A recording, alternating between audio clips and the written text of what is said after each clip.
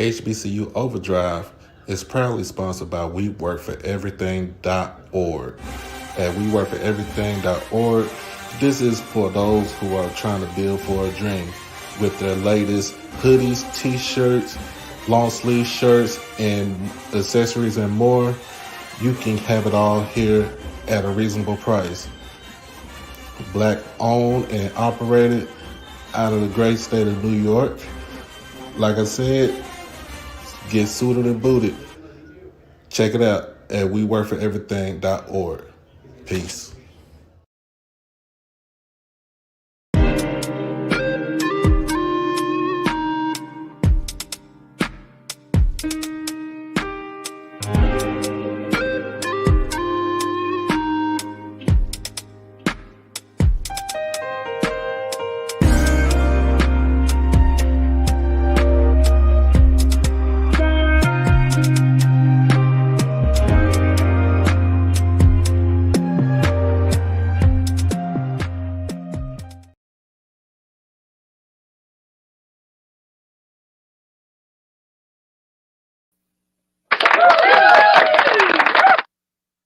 Oh my goodness. What's going on, everybody?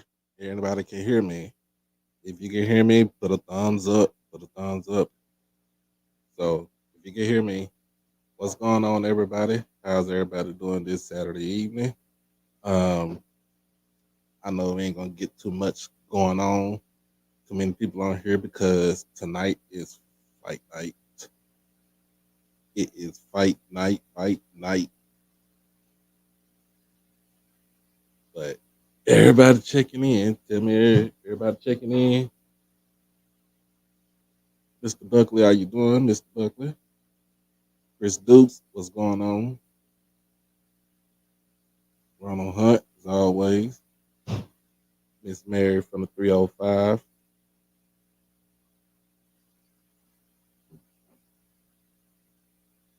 What's going on, Paris? Why you not watching it? People think that Spence gonna lose tonight. I highly doubt that. Go ahead and start the poll. You already know. I highly doubt that. We're gonna get this poll going on right now. Oh my goodness.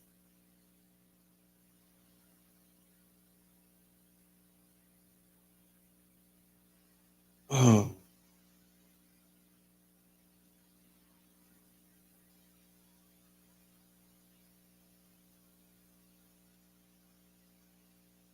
All right. Go ahead and get the poll going.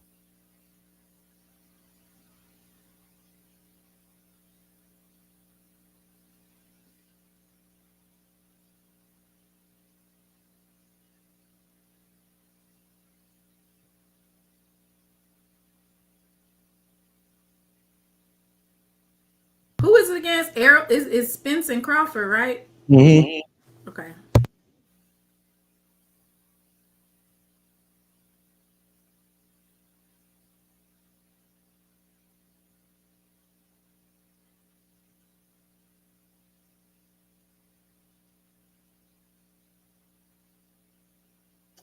All right, man. Look, I already got the poll going up.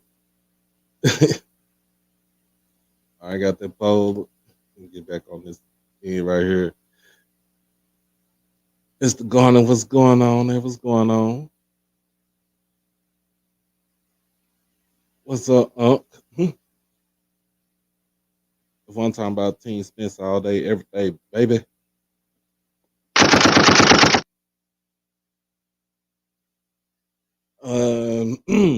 Y'all will beat Lincoln by 40, but y'all will lose to Jackson State by 50.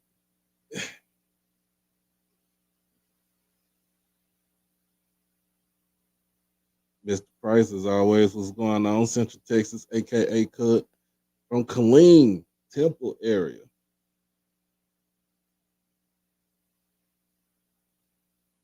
But let y'all know I went to work early today and it was super busy for the simple fact that um the fight is like I said, the fight is tonight, and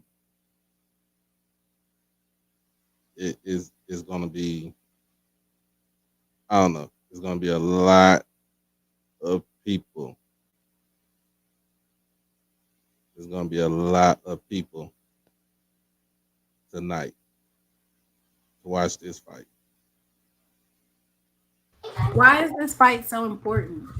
Because this fight basically unifies all the belts for the welterweight uh, division. Okay, I think I picked somebody to do. I think I want to say I wanted. You said who you said was going to win? You said Crawford. I said Spence. Oh, I said Crawford in the fourth round by You knockout. said Crawford in the fourth round. Oh, I said Spence. I'm around EA. I can walk around Oak Cliff with a Terrence Crawford shirt on. Y'all don't run me. You gonna put that 500 in the cash app?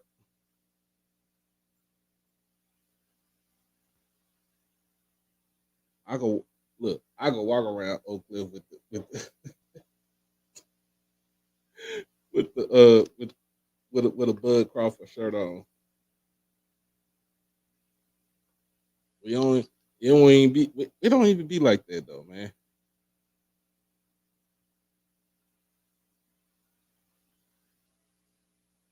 People that don't know, just put it in the just vote. Just just vote in the poll.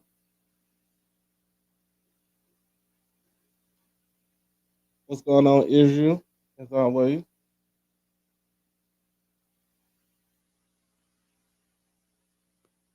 Someone said this is the vein of Sugar Ray Leonard and Tommy Hitman Hearns.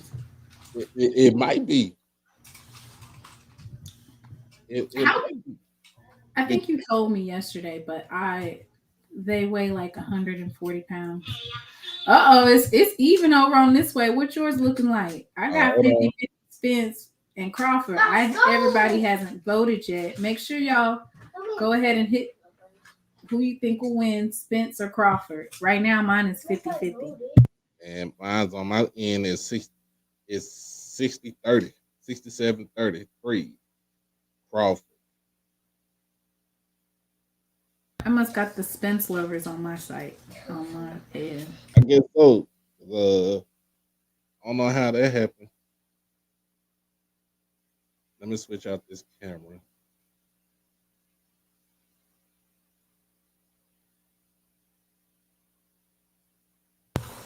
But we have an interesting show tonight. Oh.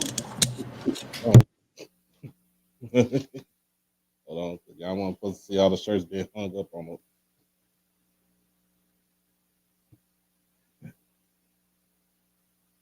I want to see all my good shirts being hung up. I'm like, oh man. So yes, it will be an interesting show tonight.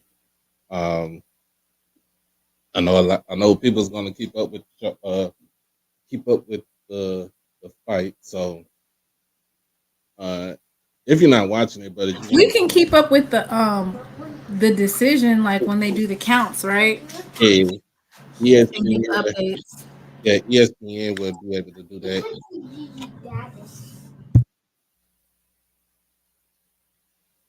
So Are you in?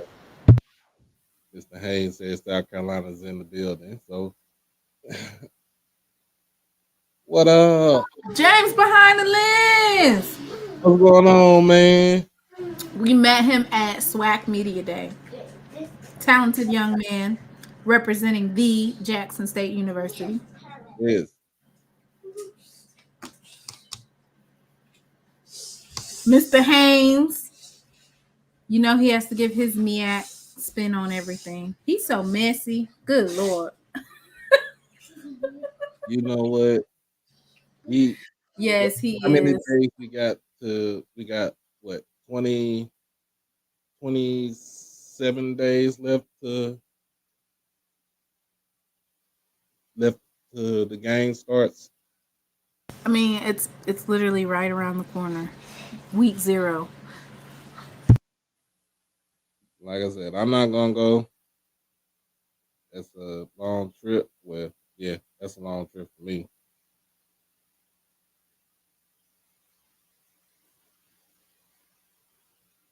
Uh, yeah, Hagler Hearns was that fight literally that fight right there. Um, they was going at it like they were going at it.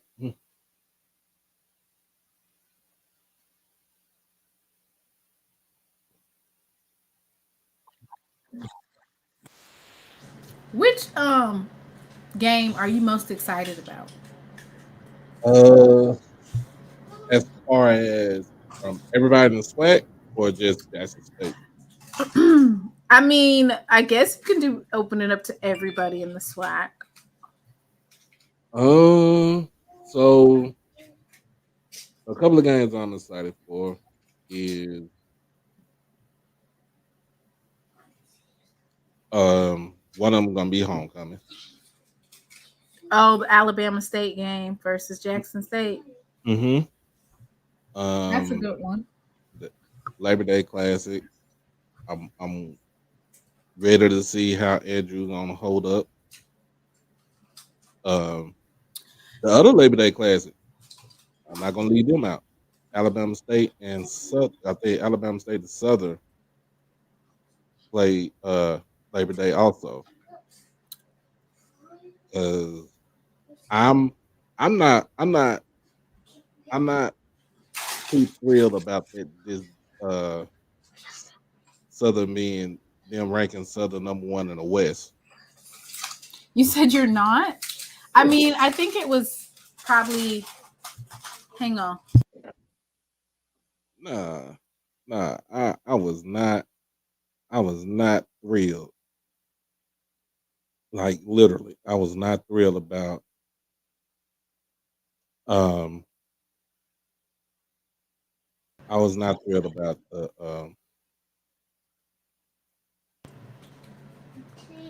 Um, okay, so week 0, I feel like that game is more like redemption. yeah. It's like a do-over for the Celebration Bowl. So, I'm excited about that game. Then FAMU versus Jackson State University. You know, the loudest uh, fan base has been the Rattlers. They've been puffing out their chest and letting their snake hang this season. So I'm excited about that game. Then Southern. The first 4 games for Jackson State, the first 4 games of the season, they're gonna be the ones I'm gonna be ready for. I mean, because it's to me, I I think just feel like it's one of those deals where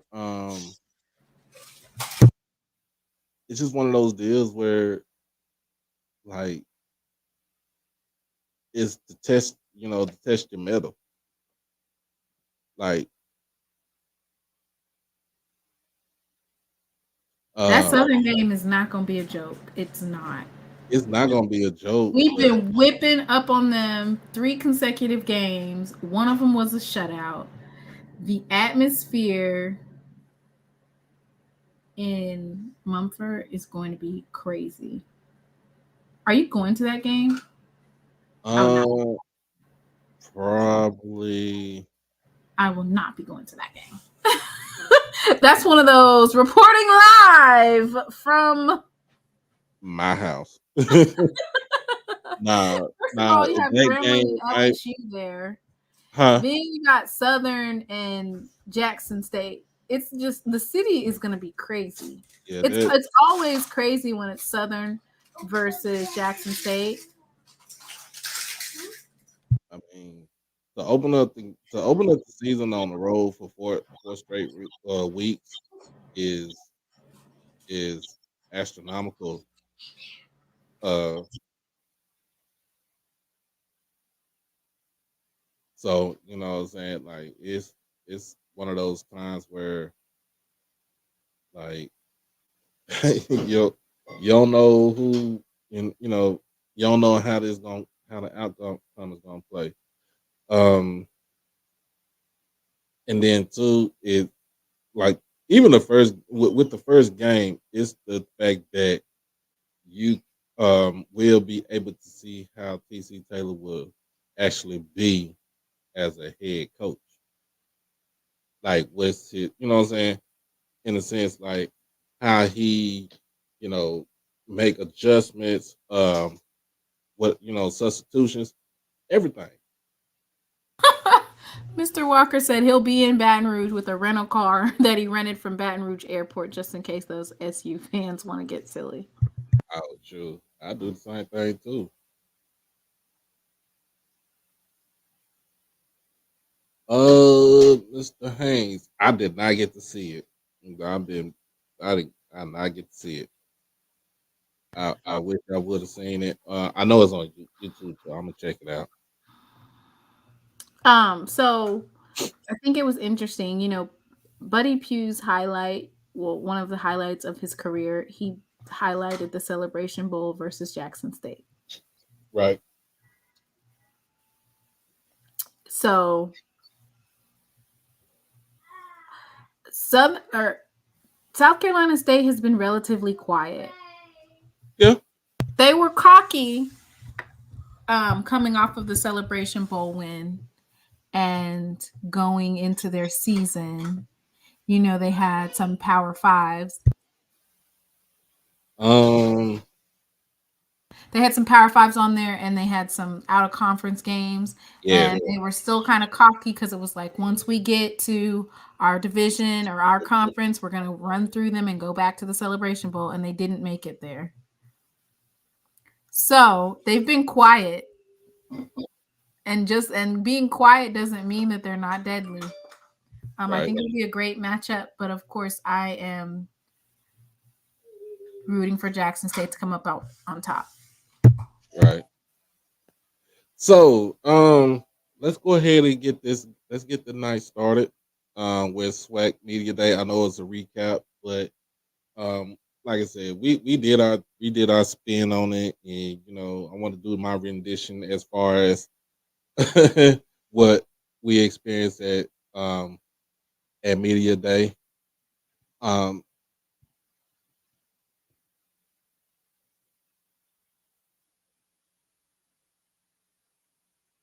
I will say, this: it was great to see a lot of folks that I watch in the space, or I listen to in the space. It was great to see those folks. It was. I hate the fact that I didn't get to see some of the people that what I'm saying, I converse with on a almost like a daily basis. So um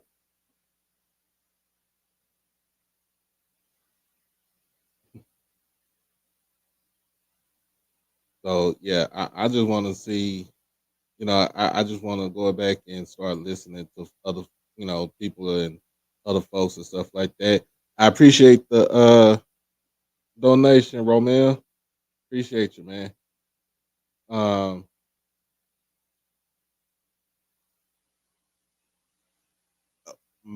my thing about my rendition of this is the fact that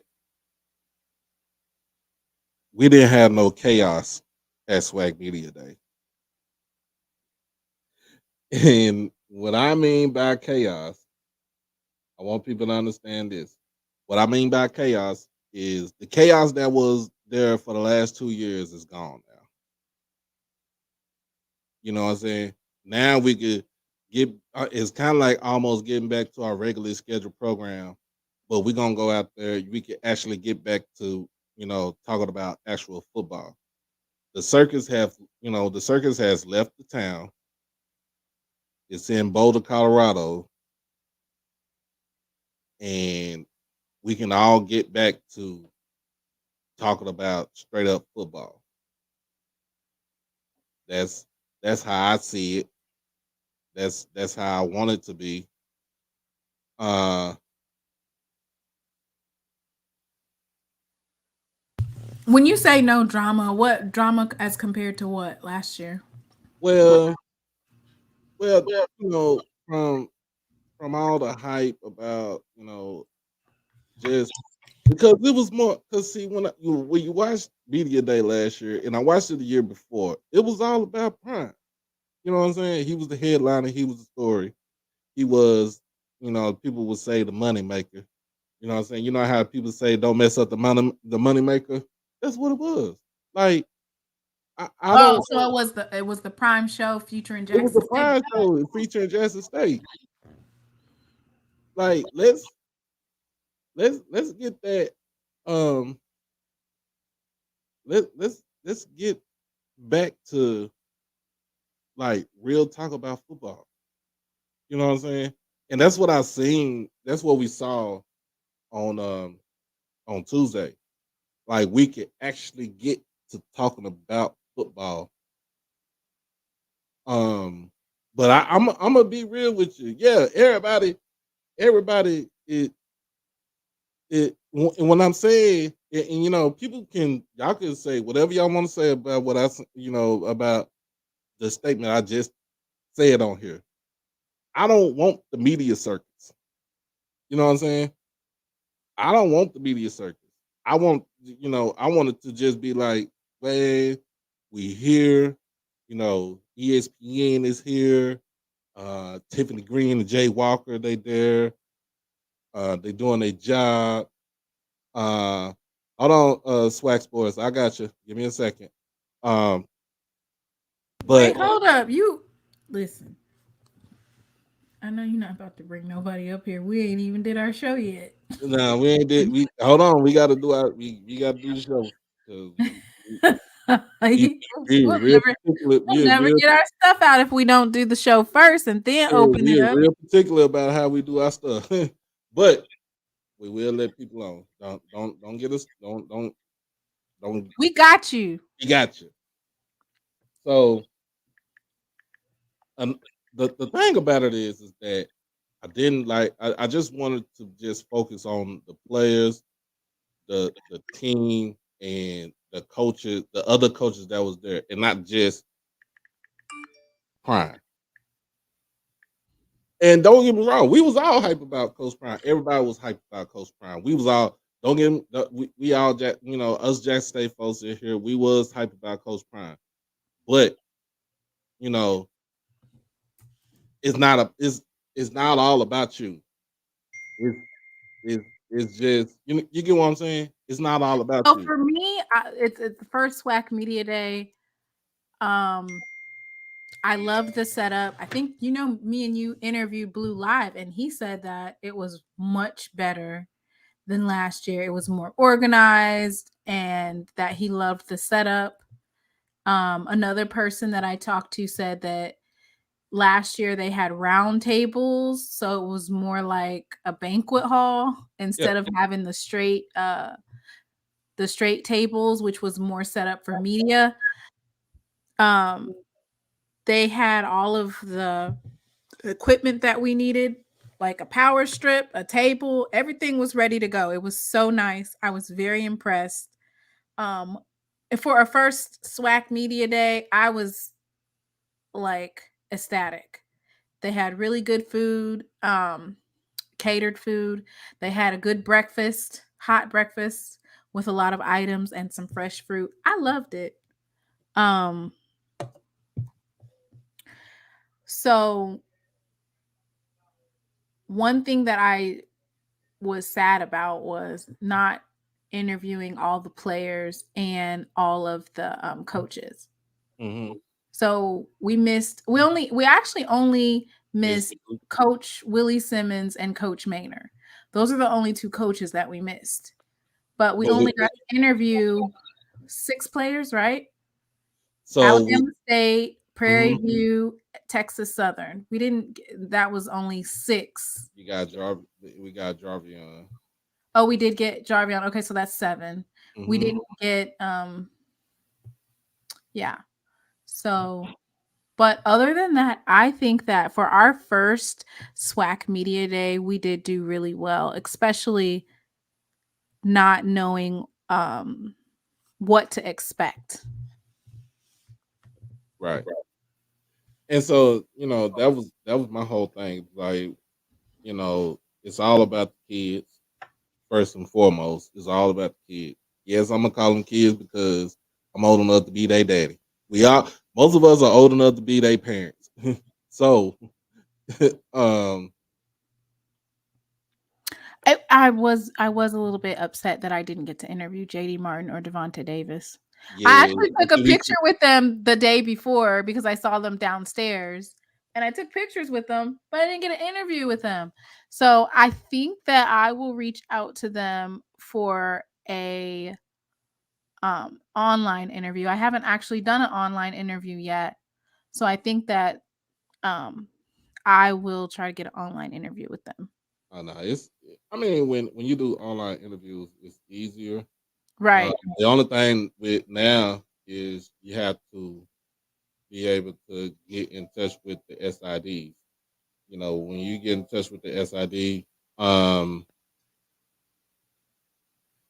that's that's what that's really how you get to everybody on the team, even the coaches. You got to get to the SIDs, uh, unless unless you're, I mean, they tell their SID and ahead of time, and then they tell me, hey, it's a go, or hey, we can go ahead and get this interview going.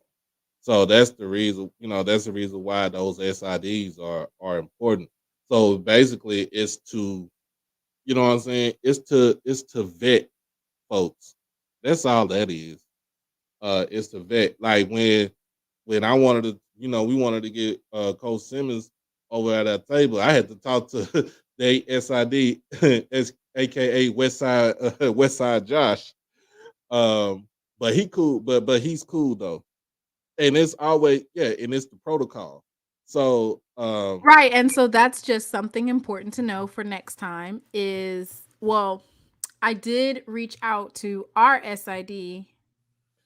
yeah, I Um, heard we got to stay on him like I don't right know on nothing Rice. I don't know nothing about that because I sent him an email and I received a response back Oh, you got a saying, response back? yeah, I emailed him the day of SWAC Media Day. But moving forward, what I would do um is do a which I mean, I guess you could walk up to them and say, "Hey, can we interview such and such?" Or just send a media request. So, Hmm. a media request and then the questions that you have for the coaches and the players. That way, it's already in black and white and you don't have to scramble. Um so that's another thing, which is making sure that you have sufficient information on all of the players and the coaches prior to and knowing what you're going to ask. If I get an opportunity to sit in front of this coach, what is it that I'm going to ask? Right. And so I guess the SID in the particular um at SWAC Media Day was kind of like the go-to. It was kind of like the bodyguard for the coaches. Right. I'm not gonna lie, I did just kind of walk up to some people. I mean, and then too, The like actual it's coach, like, hey, how are you doing? I think I did walk up to um Alcorn's table and say, hi, can I interview Coach Fred McNair? Or if I saw a player, then I would just like ask them. But knowing who the SIDs are for each school hmm definitely helps. Just having that awareness as a media person, now you have to know some of the people that are behind the scenes. And so when like when you saying you walked up the Alcorn table, sure, I walked up the Alcorn table, and Coach McNair was uh think he's just looking around. And I went and spoke. I just went to him and spoke to him, and hey, oh, think we get you an interview? And, uh, he was like, no, no, no problem, no problem. Just let whoever this ID was, just let him know that you want to go ahead and do an interview. But I spoke to him, like I spoke to him, and basically just chit chat for a second. Dooley was the first. I think Dooley was the first coach I when I went up into the main room that I talked to for a second, introduced myself. Did Uh, you walk up to him or you walked up to his SID? I walked to Dooley. I walked up to Dooley. Like I didn't even worry about the interview. I was just speaking to him. Do you think some of these coaches watch our show? Probably so. Probably so. Probably so. Like I think a lot of our coaches, I think a lot of the SWAC coaches watch the show. Um, and not from just a standpoint of like I just want to see what the mess is, but it's just from the standpoint maybe they want to go ahead and kind of basically support because uh because we like you know it's independent media. That's what it is. Like we're independent. We're independent media. Um, we ain't got the big budget like everybody else. We don't have we don't have. I ain't saying we got a big backing, but we don't have the backing of like um news channels, uh, networks and stuff like that. This stuff is done organically, and a lot of us are done organically. Like sitting next to Blue, when he did his interviews, that man was not in none of this. He was not in none of his shots. That man Well, stood behind. when you see it, it's like, wow. He Yeah, that literally man stood has behind the a camera. nice microphone, a nice camera, and he has like a stand to put the camera on, Hmm. and boom. So So it doesn't, you actually really don't. Now, the glitz and the glam, it's nice, the lighting, but it just shows that you don't necessarily need that to be successful because Blue had some amazing, amazing interviews. right, and to look at other folks that had interviews, Brian from the ONG Strike Zone had some great interviews. Uh, sitting there talking to him like these they look at our shows they listen to our commentary just as much as we listen to their show and we listen to their commentary. You get what I'm saying? So like just because we probably only got like maybe say like 1900 to 2000 subscribers or so doesn't mean that these people don't sit here and listen to us or they don't watch us. Like my boys from the Golden Boot probably only got like 800 people, but it's a lot of us it's a lot of us people that's in the independent media will sit back and watch them because the way they have their show set up is that they have it set up for HBCU hour, and then they also have it set up to where they talk about FBS, really talk about LSU because they from Louisiana. Um, but it's like I like that, and then when you talk about Tiger Talk, that's like that's like um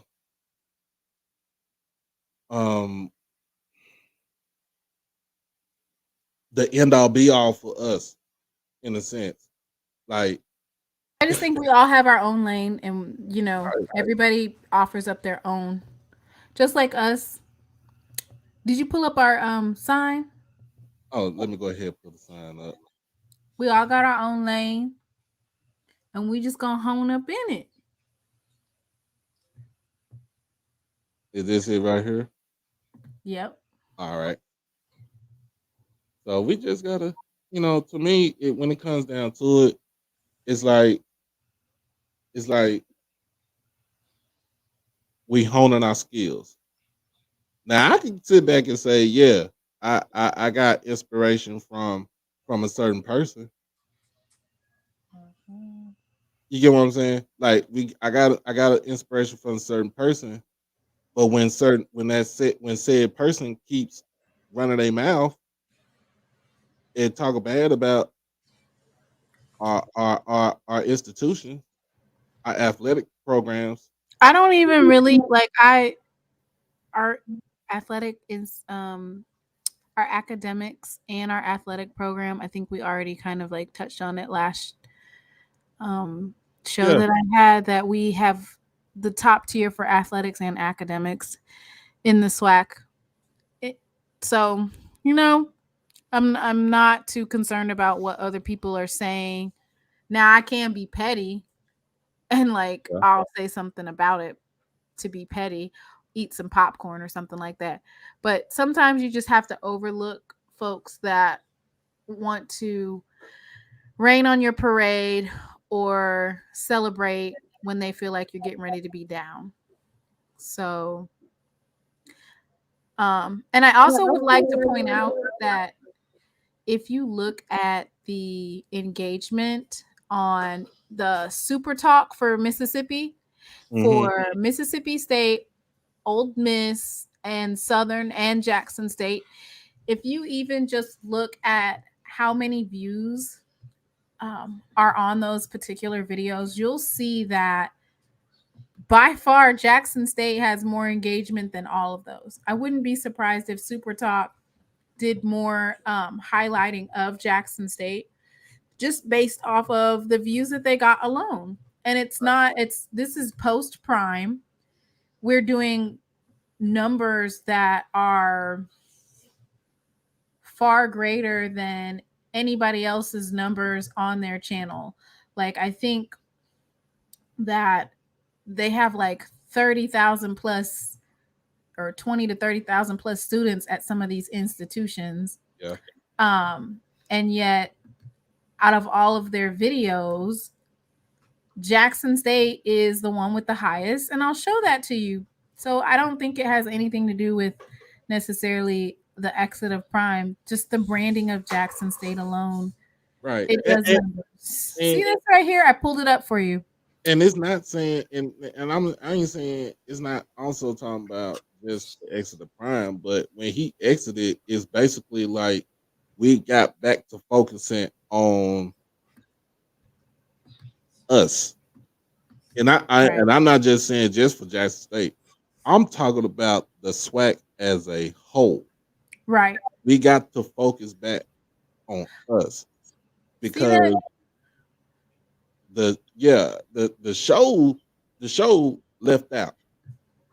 We was upset. You know what I'm saying? We were upset. Ooh, yeah, I see those views. We was upset for a little bit. It what was the 5 stages of We ain't not grieving nothing over this way. but what We're I'm just saying, celebrating. we what I'm saying is you got to grieve a little bit, then come with the celebration.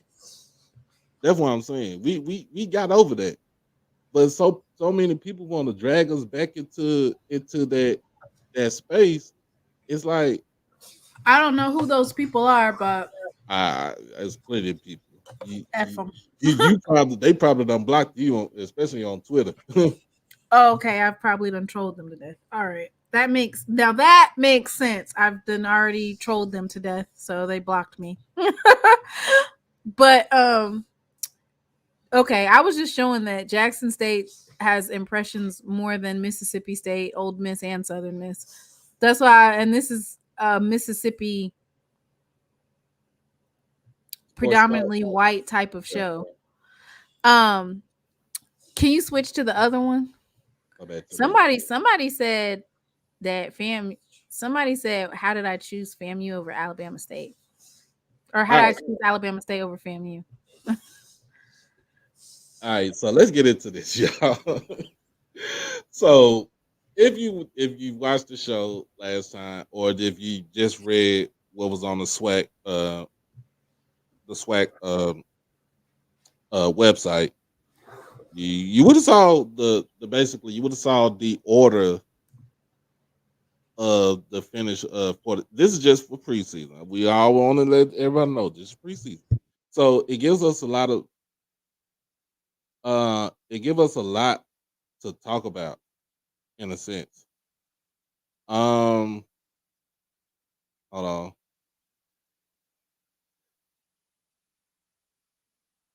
Well, I don't know what we be talking about either, but I'll be all over the place sometimes. So you gonna have some. That's the reason why she rings me back in. You know what I'm saying? So You don't think Bama State will live up to the hype? Okay, so I changed the order based off of the interviews that I did.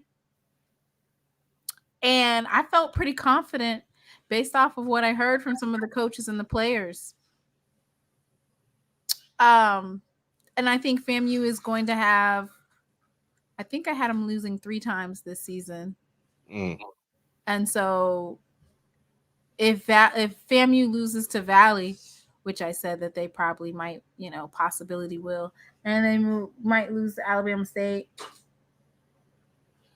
my biggest game with FAMU is gonna be when they play Texas Southern down in Houston. 'Cause Oh, it's you're gonna, talking about Musa versus Body? yeah, because it's gonna tell a lot. It's gonna tell that game is gonna tell a whole lot. The Bulldogs said that A&M will win this East this year. That's what Jay White said. Is Uh, he an Alabama A&M alum? yep.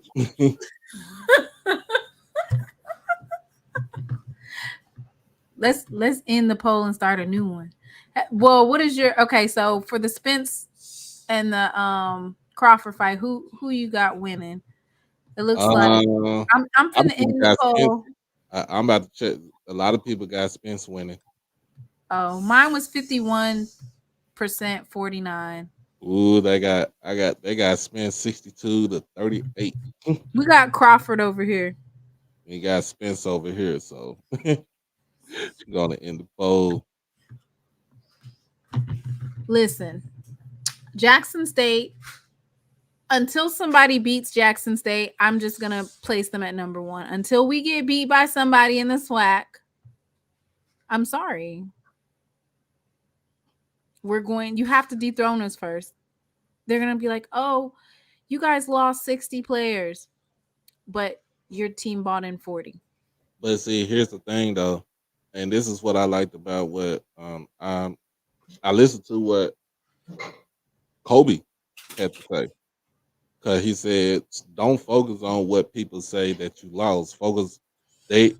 People tend to focus on more on what you lost than what you brought in." I mean, that's all they can do.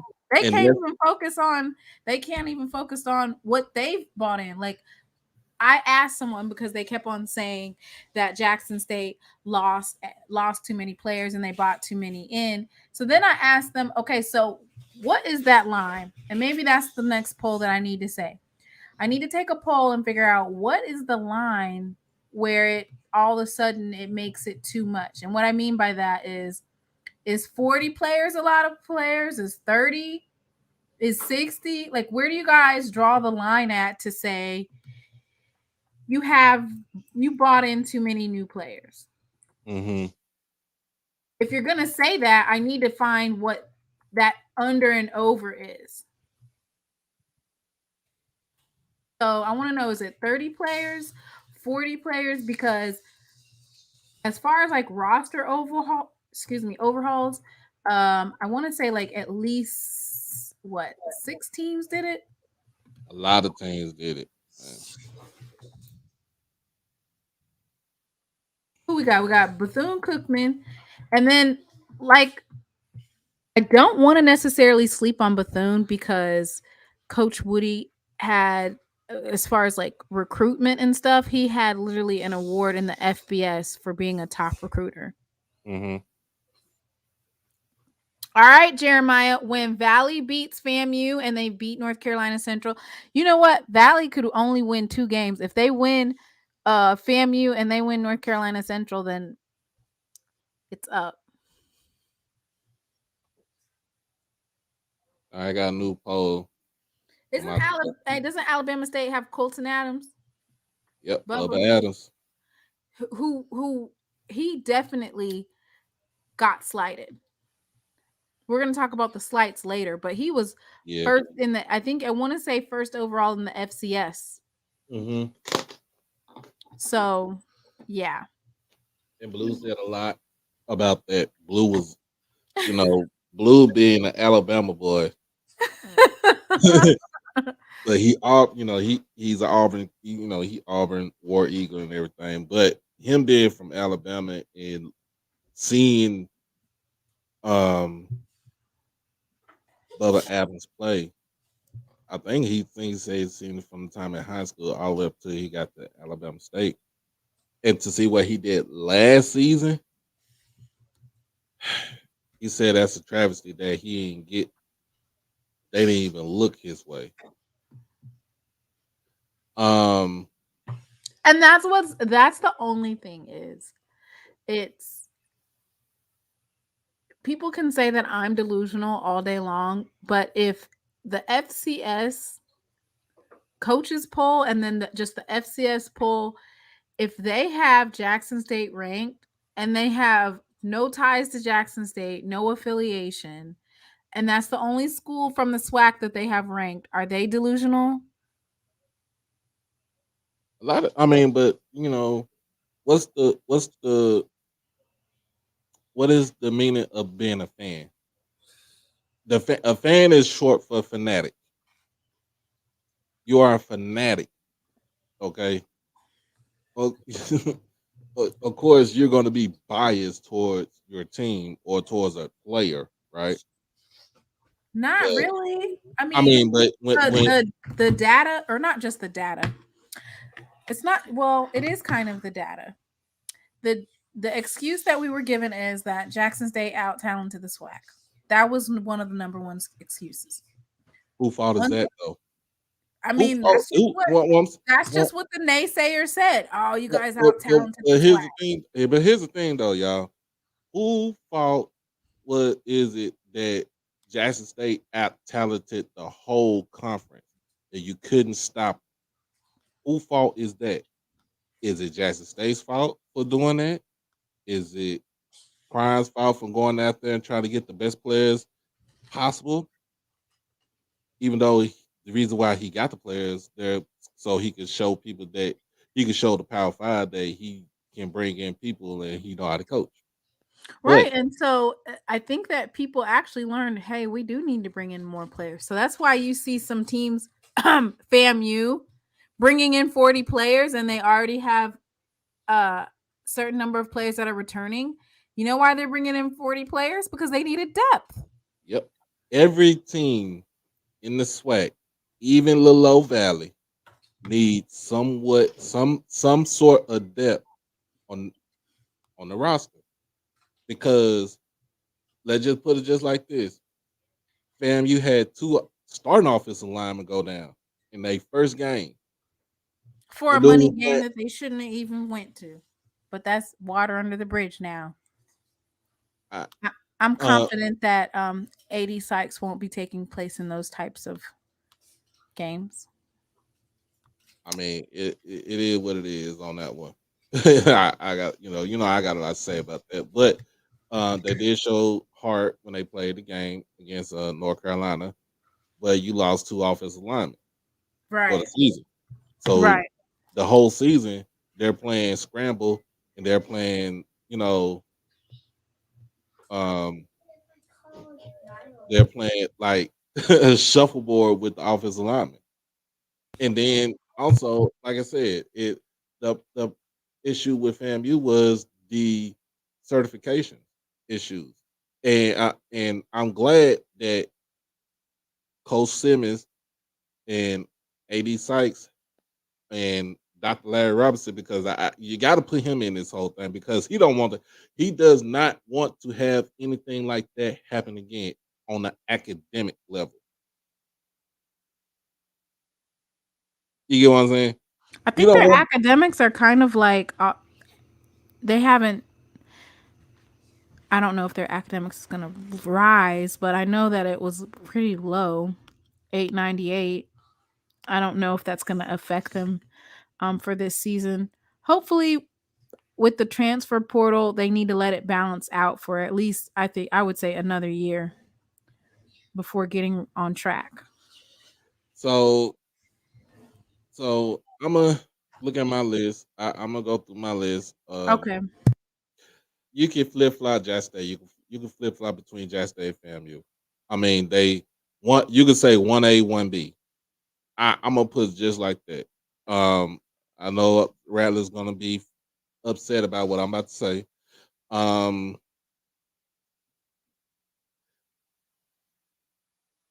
If you don't get past that first game, I feel like your whole season was for nothing.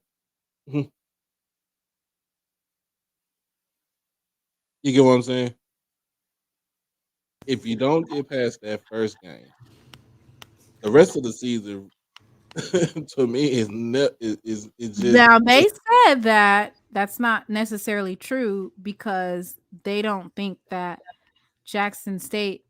So they must think that somebody else in the East is going to beat Jackson State. That's what they were saying. They so were saying that they don't. They can still win SWAC East. They don't necessarily have to.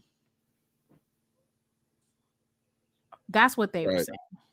So my thing about this is, uh, I mean, once one game don't make your season, but I understand it don't make your season, but to folks in Tallahassee for the last 2 years, in a sense, it kind of do.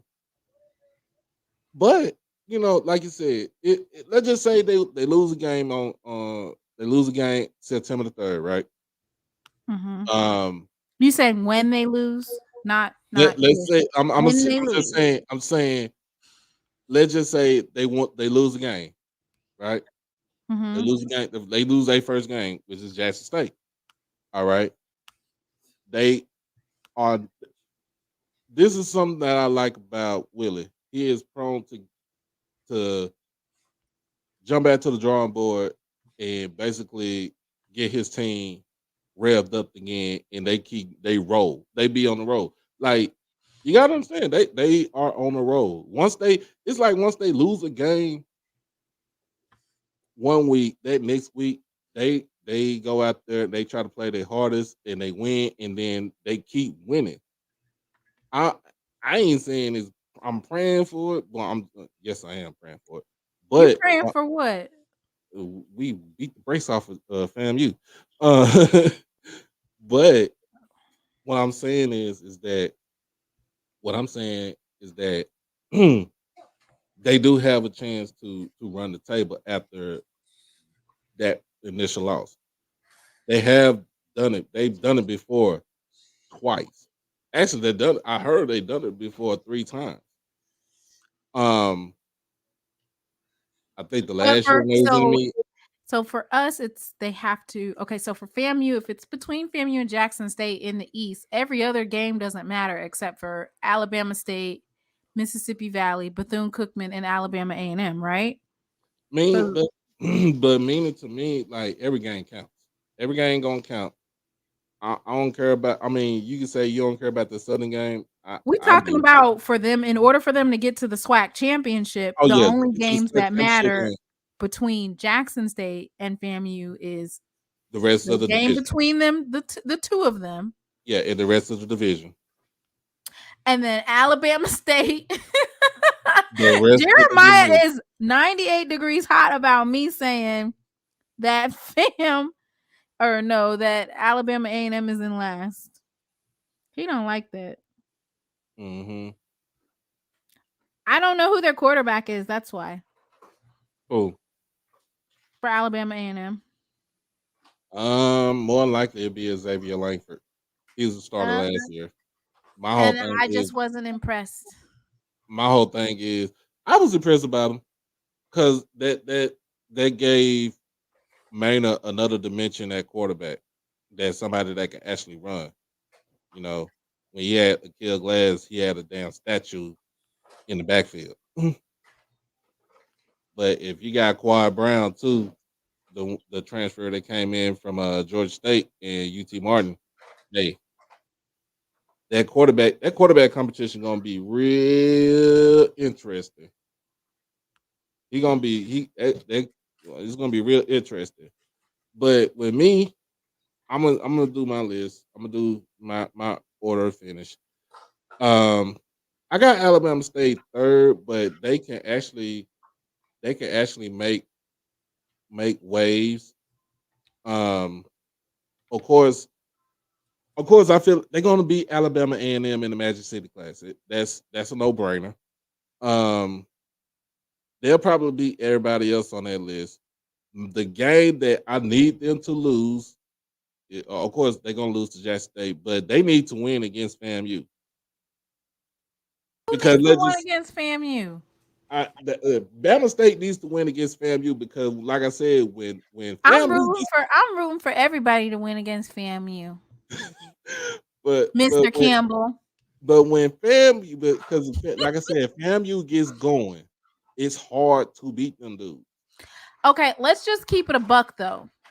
Alabama State, they had some self-inflicted wounds last year in their They game did. versus FAMU. They did. Um Bethune-Cookman, we all know what happened with them. It seems like they've had an about face with supporting their program, and we all know Bethune-Cookman was kicking FAMU's SSA backwards For the for last years. for the last decade. For years. So let's not act like FAMU's invincible. Well, I'm not saying that FAMU ain't invincible. I'm saying, to me, this is what I'm saying. My whole thing is when it comes down to it, Colton Adams is going to put some fire behind that O-line. they, Mr. Campbell, they had less than 120 yards of offense, but nobody could move the ball on both sides. I know he's not talking about who had some type of offense. It took Let's it look at that score was 15-14 in the fourth quarter. Bama State is driving down the field. They set up to kick the field goal, and basically FAMU blocks the field goal. They return it for a touchdown. they had some self-inflicted wounds, right? That's what it was. It's what you want to say. So It's what it was. FAMU's letting their snake hang, and the Hornets are stinging. That's it. FAMU And letting their yeah, snake Jordan, hang, and the Hornets are stinging. Jordan, I watched the game. Nobody couldn't move that. I mean, y'all moved the ball, but just like you said, when you got into the red zone, when you got close to the red zone, you couldn't do anything. Couldn't do anything. But what I'm saying is, at the last couple of minutes in the fourth quarter for Alabama State, they had the ball. They was moving the ball down the field. Um, they got themselves into field goal range. And basically, like I said, you know what happened after that? Blocked the field goal, returned it for a touchdown. Everybody go back to Tallahassee. Basically, what I'm saying is that there was a lot of like with Jackson State, it wasn't even close. It was never ever close ever for FAMU and Jackson State. FAMU had a couple of close games. Do we need to pull them up? They did. Some very. It was one self-infliction away from losing the game. Now Willie kept it together, and he definitely, pulled it out. But there was definitely some close games. Let's take a look. They had a close game against Grambling. Yeah. A lot of games for FAMU Y'all were think close. that those games are going to be like that?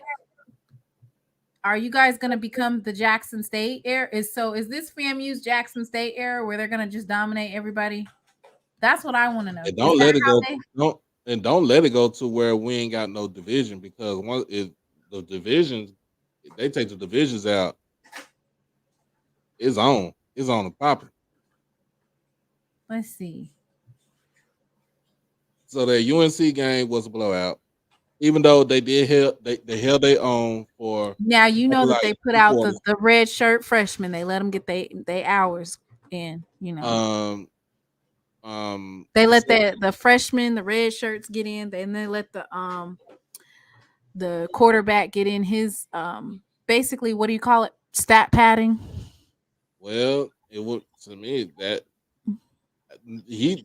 Demetrius Davis.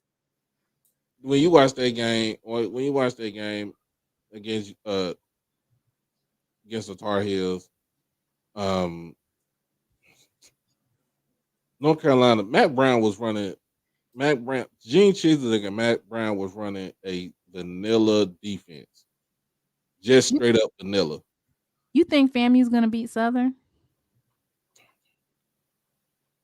They play them in at Mumford, right?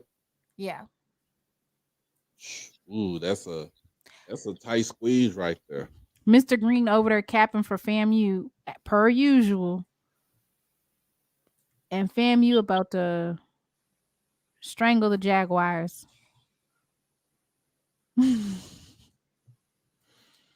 Jordan, let me go. Mr. Moore, I changed my mind. I don't know who I want to win. I don't know who I don't like the most right now. FAMU or Southern. Right. So the self-inflicted game, that's what everybody say. The Blue Blossom Classic. Okay, so for the quarterbacks.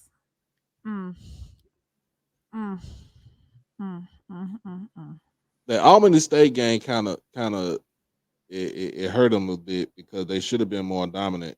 Even though Albany State is a Division II, I wouldn't say juggernaut, but they are tough in Division II. Florida for Alabama A&M, that game, I think, FAM kind of they were going back and forth in that game a little bit. FAMU basically dominated against Valley. But that was at Tallahassee. Right. They come in the Itty Bina. Mm-hmm. Them Florida boys not gonna be ready. The South Carolina State game, that was real close right there. They had so much going on. Moving down. Oh, you said move it down a little bit. Yeah. They played Grambling. That Grambling game was tight. Oh dear, Grambling. No. That game was tight from start to finish. Right. So that's why I'm just like, how does FAMU think they're just gonna run through the SWAC just automatically? Like, no. Y'all think y'all about to be the Jackson State for the last 2 years? That's how you think you're gonna run through the SWAC? Against Southern, man, that game was. I wonder who I want. Let me see who I want to win. Go down a little bit more. See that Alabama State game? That was tight. That game was tight. And then they whooped poor Bethune.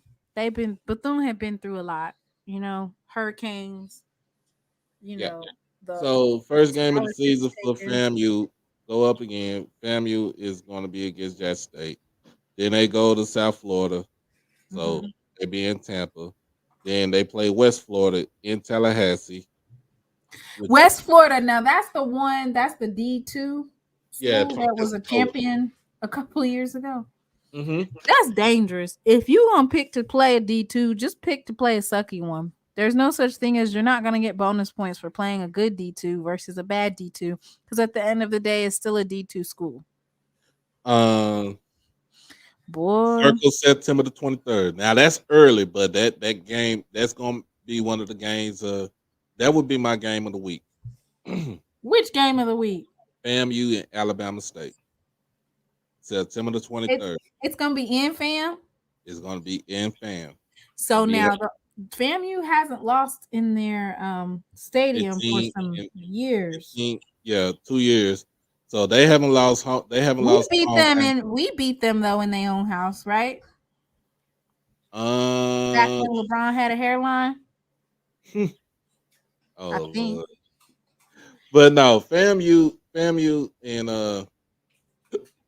FAMU had a 15-game home winning streak. So, which it kind of spans like 3 years, like 3.5 years. They want some real analysis. So let me get this. Let me pull up this FCS stats for them. Let's see what their defense was.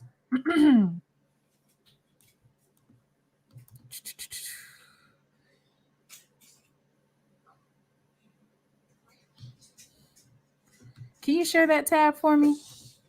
All right, hold on.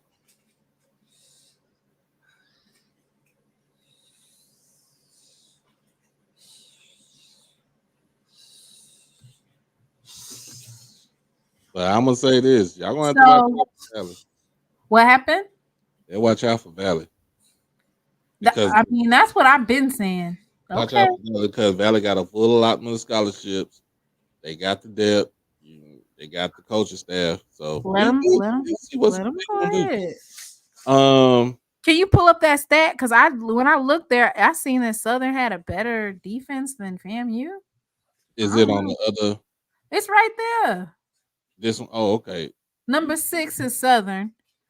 Number 9 is Florida A&M, and then number 11 is Alcorn. And you know, Florida A&M, they lost a lot. They just lost Kamari Stevens.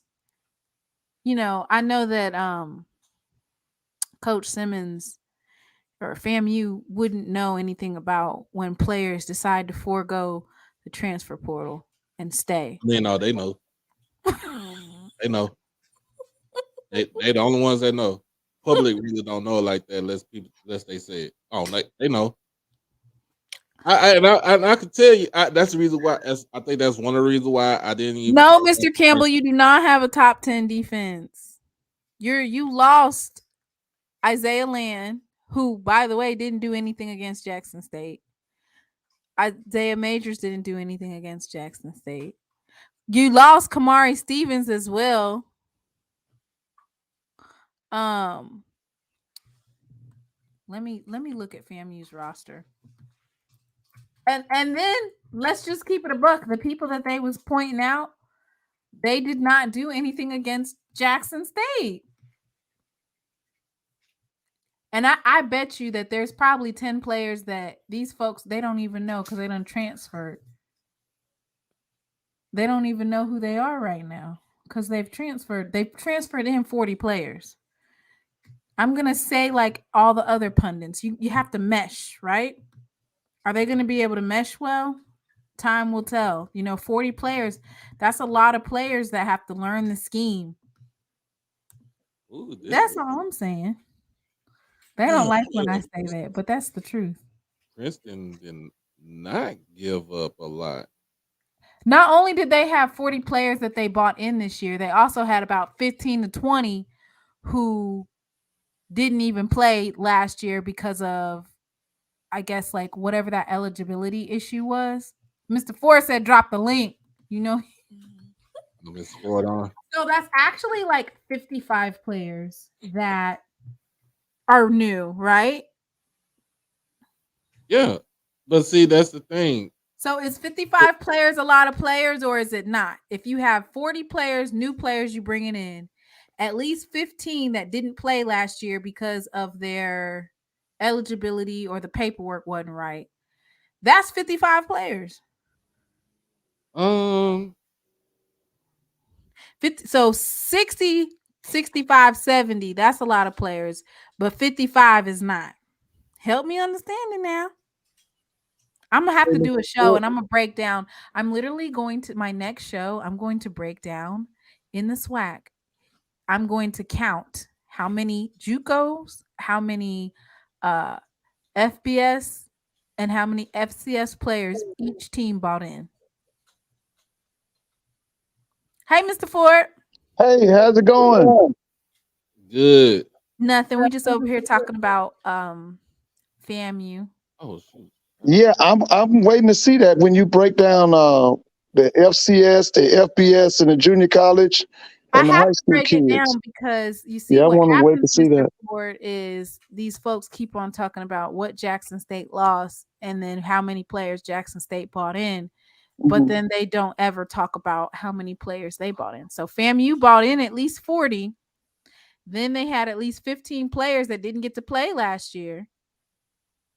That's 55 players. And Mr. Campbell, of the 60 players that left Jackson State, 15 to 20 of them did not get to play or had minimal playing time. So, yeah, let's talk about it. Boy, them rattlers snakes are shaking their tail. They shaking the tail at me. How you doing, Mr. Ford? All right, all right. I was finished watching the Braves. They pulled the bats out on Milwaukee tonight. Oh, we beat the brakes off of them. Oh, they beat the brakes off of them. Relief pitchers came in and gave up about 4 or 5 runs. Got to get that bullpen together. Mm, mm, mm, mm. But yeah, when I was saying this earlier, when people talking about when people were talking about how many players we lost, but they don't say how many players we brought in because you want to keep it. It's basically you want to keep it one sided, and my whole thing is you can't keep it one sided because what he brought in, what each coach brought in is it might be better than what they had before that or what they had, that left out. It might be. So you really can't to me, you really can't just gauge on just what you lost. Cause Because what you flipping rosters, Dion flipped rosters 2 times. Dion flipped roster 3 times. That man went to college. Man is up in Boulder. He flipped the whole roster by himself. Right. But that's the name. But see, that's the game that we're playing in college football. You're not going to have the same team that you had years prior. This is not what you saw in the 80s and the 90s and in the 2000s or so. Everybody's flipping the roster because you're thinking of it as an NFL. You get what I'm saying? You're thinking of it that like NFL, an NFL roster. But that's the way that they're doing it. Like, okay, I know he gonna stay. I'm gonna keep his scholarship, but I don't know about this person. They feel some kind of way. I know they're gonna leave out. So if they leave out, let me take this scholarship and give it to somebody that wants it. Ain't HBCU band talk from Bethune? Yeah. He needs to just be quiet. Shh. Yeah. You Mr. Ford, what's your top 6 in the what you ranking in the East? What's your order of finish in the East, Mr. Ford? Who you got at number 1? Jackson, I got Jackson, FAM, Alabama State, Alabama A&M, Valley. No, I got Bethune-Cookman over Valley. oh Yeah, You because hear that that? either, Jackson he State is basically at got my number list. He 1. just flipped. He yeah, basically because got my list. they said the guy at Bethune brought in 40 new players too. But I'm telling you, Bethune bought in 40, Valley bought in 50, FAMU bought in 40, Alabama State, I'm gonna have to see how much they bought in. But for folks to already be as good as they say they are, why are you bringing in 40 players and then you have 15 that never played? That's 55 players for FAMU. That's all I'm saying. Is 55 and 70, is there a big difference between 55 and 70? Not much. There's not much difference. Mr. Ford, they saying put your money up. Valley said put your money on that, putting them in last. Hey, I'm going to bring these 2 up, but you got to be. Wait, hold up. Wait, who? Wait, whoa. Let me see who this Let's is. finish the rest of our order and Okay, then we'll finish the rest of the order. Mr. Green, Coach Green, and who this, whoever this is, we'll bring you up afterwards. So, all right, then we gotta go through the West. oh yeah, Who I'm you a. got for the West, Mr. Ford? He probably got Grambling. Okay, wait a minute. I got Prairie View, Alcorn.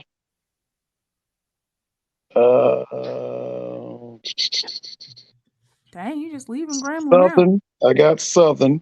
Southern. I got Southern. Uh, let's see. Southern, Grambling, and then Pine Bluff. Where's Texas Southern at? I got Texas Southern at, let's see, what did I say? Prairie View. Prairie View was at 1. I know Texas. You Wait a said minute. Southern You was know at what? Let me go Prairie View, Southern, Alcorn, Texas Southern, Pine Bluff. So y'all see my list. Y'all see my list. The order of finish. I got Prairie View at number 1 because ain't no way in the world that I have a starting defense that comes back. You bring back majority of your offensive line. You add more pieces to the offensive. You know what I'm saying, for more offensive firepower in Juice Jenkins and Caleb Johnson. Both of them who have SWAC. You know what I'm saying? They played in the SWAC. And then for Sud, you don't I ain't saying you don't know who your quarterback is. You probably do know who your quarterback is, but is he gonna be more of what you saw with, I would say, a Ladarius Skelton? Or would he be more of a Bashawn McCray, which you saw last season? Mr. Ford, I was impressed by some of these coaches, so that's why I switched it up a little bit. Maybe they can just talk a good talk. Well, now which one was you impressed with? The UAB or Pine Bluff coach. Yeah, but it's going to take him. His Listen, resume. did he go out and get 40? Because he got one of them teams. He should have got 40 players too. Did he go get 40 players? Because I'm all for that. If I'm all for that, going out getting 40 player stuff. I like that. What happened? No, he played at ULM. And then he worked at Florida State, Oregon. He worked at ULM. He's all over. He's basically, if you say you worked at Oregon and Florida State, that means he's basically I think he Willie Taggart. I mean, he's just he was on Taggart's staff, right? I want to say so, but my thing is this: like, he's the sleeping giant in the West. The sleeping giant in the West is probably Texas Southern, isn't it? Yes, it is. Oh, I don't have them sleeping. I have them as number 1, Mr. Ford. Ain't nothing sleep about Texas Southern this year. But I gotta see Pine Bluff. I would like for Texas Southern to be competitive too, because I think if we got 2 contending teams in Texas, then that makes us a super conference. Like y'all, I heard y'all talking last night about going from Texas to Florida. If we got 2 contending teams in Texas, then we are a super conference. Why is that, Mr. Ford? Because it's 28 million people in Texas. If we get Texas fired up, and all them athletes out there, and then the amount of money that Prairie View spends on athletics, the amount of money that Texas Southern spends on athletics, if we get them rolling, woo. So I'm gonna say this. I got mines. You can go either Prairie View, you go Alcorn. So you can flip, like I said, it's a 1A, 1B. You can flip flop. Texas Southern at 3 because I think they're not gonna catch anybody slipping. I think they're gonna beat some teams straight up, like literally straight up. Who do you think they're gonna beat? So they'll probably be in the dogfight with Alcorn. They have to jump out fast against Prairie View because they can't. uh they can't start out like what they did last season. They can't start out with turnovers. They can't start out um with with 3 and outs. Like you have to get like when that ball is kicked out, if you receive the ball, you have to make sure that you put your foot on their neck. It is just for Texas Southern against Prairie View. Now, when they play Southern, because they go to Baton Rouge, I think they go to they go to Baton Rouge and play um, Southern. If I'm not mistaken, let me know, chat, if they it Texas Southern go to Baton Rouge. But Yeah, Texas Southern goes to Baton Rouge. Yeah, okay, so they go to Baton Rouge. yeah. But the last 2 years, Texas Southern has their number. And I feel like they're gonna have it again.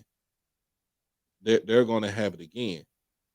This team ain't young no more. This team ain't young. I've always talked, my intel, they tell me this team ain't young. So it's basically like they gotta prove it. They gotta go out there and prove it. Grambling at 4. It all depends on the quarterback. Yeah. Defense is always the defense is going to be nice.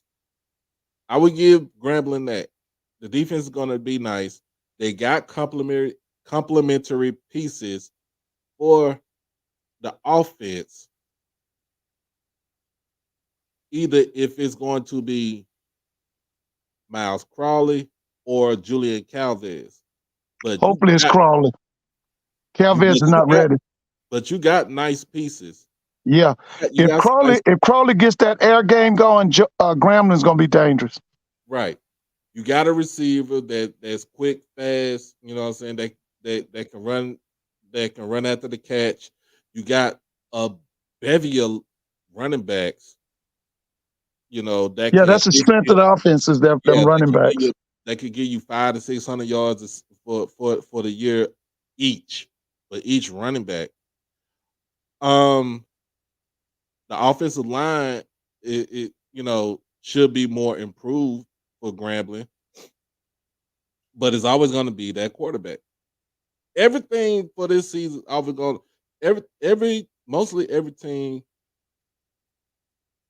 in the conference for this season is going to have their story is going to be who's the quarterback. Well, let me say this: that Bayou Classic last year, Hugh Jackson blew that. He had that one for 3 quarters. He blew that game in the 4th quarter. Now, I know they blamed it on Calvez, but it was Hugh Jackson that blew that game, man. That's what I'm afraid of this year. That's why I say he's not ready. I think you don't think he bought in depth?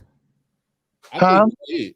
A lot of these teams, the way they were losing was, number one, they didn't have the depth to compete. Number two, they didn't have the strength and conditioning. Well, Grambling's problem last year was they mishandled that quarterback situation from day one. They did. That kid from Texas should have been the starter. That Chance Army, or what's his name, Doc? Chance Amy. He should have been the starter. I wouldn't even say he should have been the starter. He should have been the starter. Nah, Mr. Ford, I'm gonna tell you who should have been the starter last season from the jump. Who was it? Calvez should have been the starter from the jump. No, he was not ready. He was making like the Bayou Classic, all them crucial turnovers he had. Yeah, watching if he could have just been a game manager, we'd have won that game. But watching him for most of the season, not just the Bayou Classic, he kept Grambling in the game for majority of those games. I know he did in the game that was televised from Dallas at the Cotton Bowl. He rallied them when he came in. He rallied them. But he made some mistakes at the end that cost them the game, and he really cost them in that Bayou Classic. But in a sense, like I said, Calvez should have been a starter. If you didn't know what you were gonna do with Noah Bowden, you should have just told him as soon as Hugh Jackson got in the door, because Noah came in during with fouls. Soon as Hugh Jackson came in the door, I know it should have did at the end of the season. Like, look, I'm gone. Yeah, right. I'm gone. Because he totally ignored Noah. He didn't do him right at all. I don't think he wanted Noah. I really don't. Noah did the right thing to leave. Yeah. So that's why I said with Grambling, Southern, I don't know who in their right mind gave 13 first place votes to Southern and told them that they were going to be number one in the West. Well, it's the potential. It's the potential. They got the players. They got the legacy. They spend the money. But see, listen, here's the thing with Southern. Dooley, all the Dooley's teams, two things. They underachieve and they're undercoached. That's always Dooley's problem. Now, Dooley's a championship offensive coordinator, but when it comes to being a head coach, he's mediocre. I ain't seen nothing. He's mediocre. I ain't seen nothing about that team. I ain't seen now one player. I ain't heard now one player other than Harold Blood, other than Noah Bolden being there, other than the running backs that's there, other than the DB. That's all I heard. I ain't heard nothing about now how that offensive line gonna look, how the defense gonna look, who they got on their defensive line, because they lot people Southern University, you lost a lot on the defensive line. Hopefully, yeah, but they plug those positions. They got people down there. That's my whole thing, Mr. Ford. Hopefully, they got people. They plug those positions, those holes in the position. Hopefully they did that, but I don't have them winning the West. I don't have them winning the West. No, I don't either. Like I just said, now as far as potential, yeah, I could see them as first place. Like I said, the amount of money they spend, their legacy, their history, the fact that they're in Baton Rouge, the expectations of the fans, yeah, I could see them being number one. But I'm just telling you, when it comes to Dooley, his teams are always going to underachieve and they're going to be undercoached. That's going to be his problem.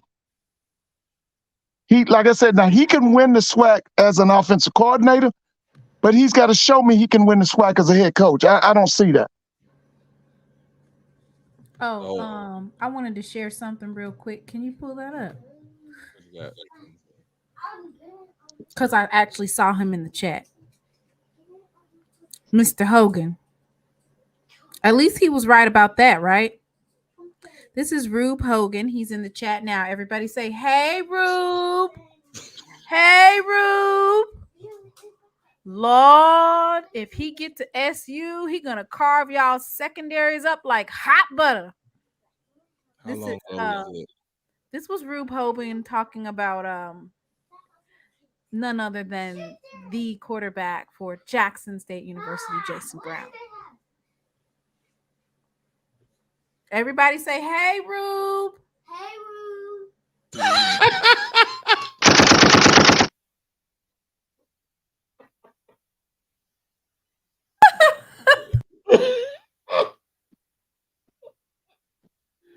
Oh, Jesus. Not Braxton. Braxton. Ah! Oh, Jesus. Man, we got Prairie View. We got Prairie View fans up on the show. What's up? I tell you what, now listen, if Prairie View can gets their air game going, nobody's gonna touch them. Nobody's gonna touch Prairie View. If they get that, if they can quick strike people and score, can isolate and all of that, nobody's gonna stop Prairie View. Not in the West. Nobody will stop them. But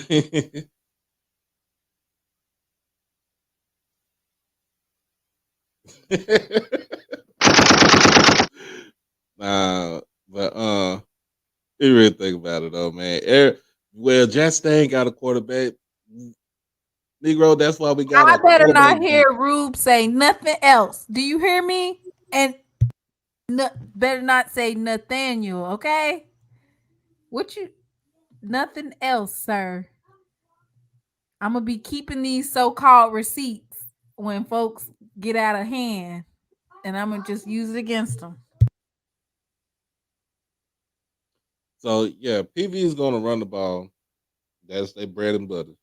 But the only thing is, you see, listen, let me tell you about running the ball. That's good and fine.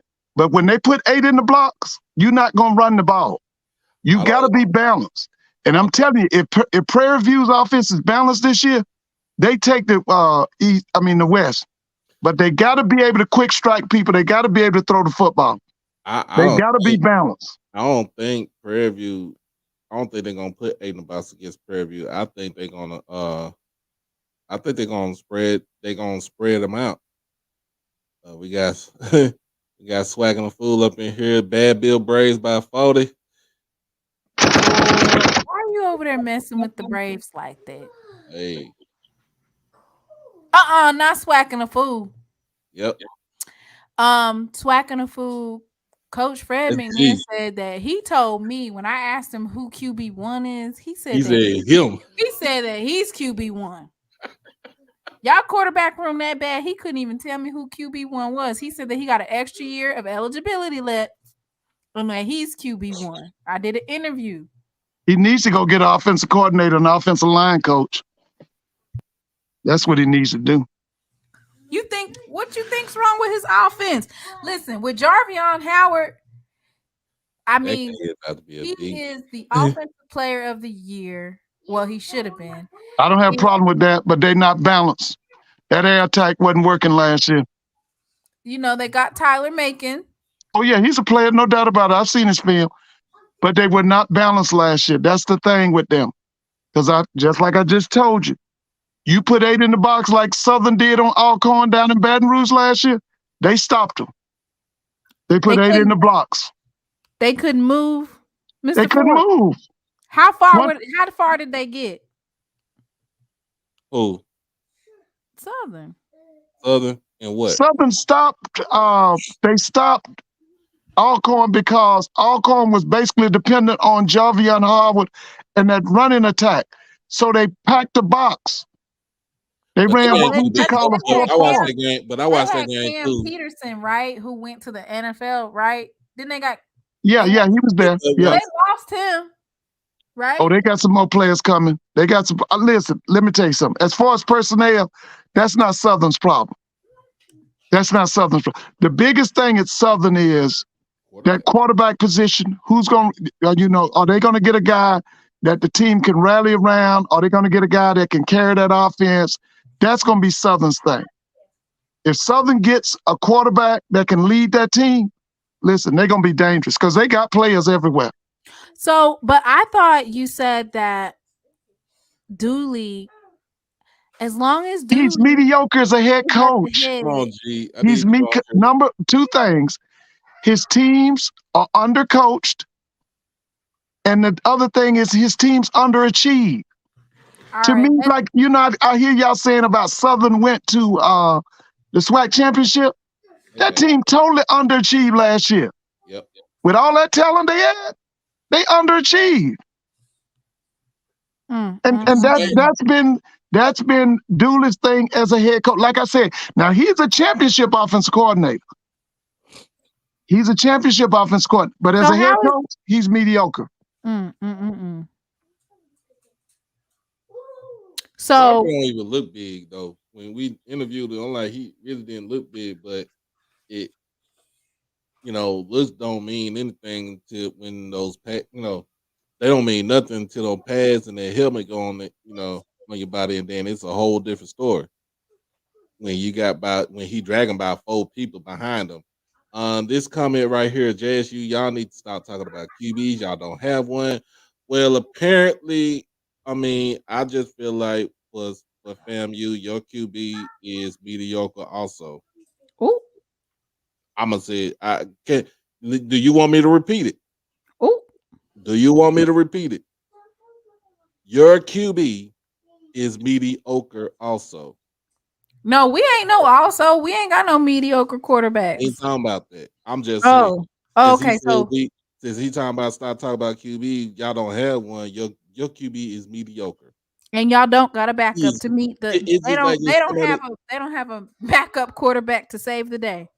Who is that? Florida A&M?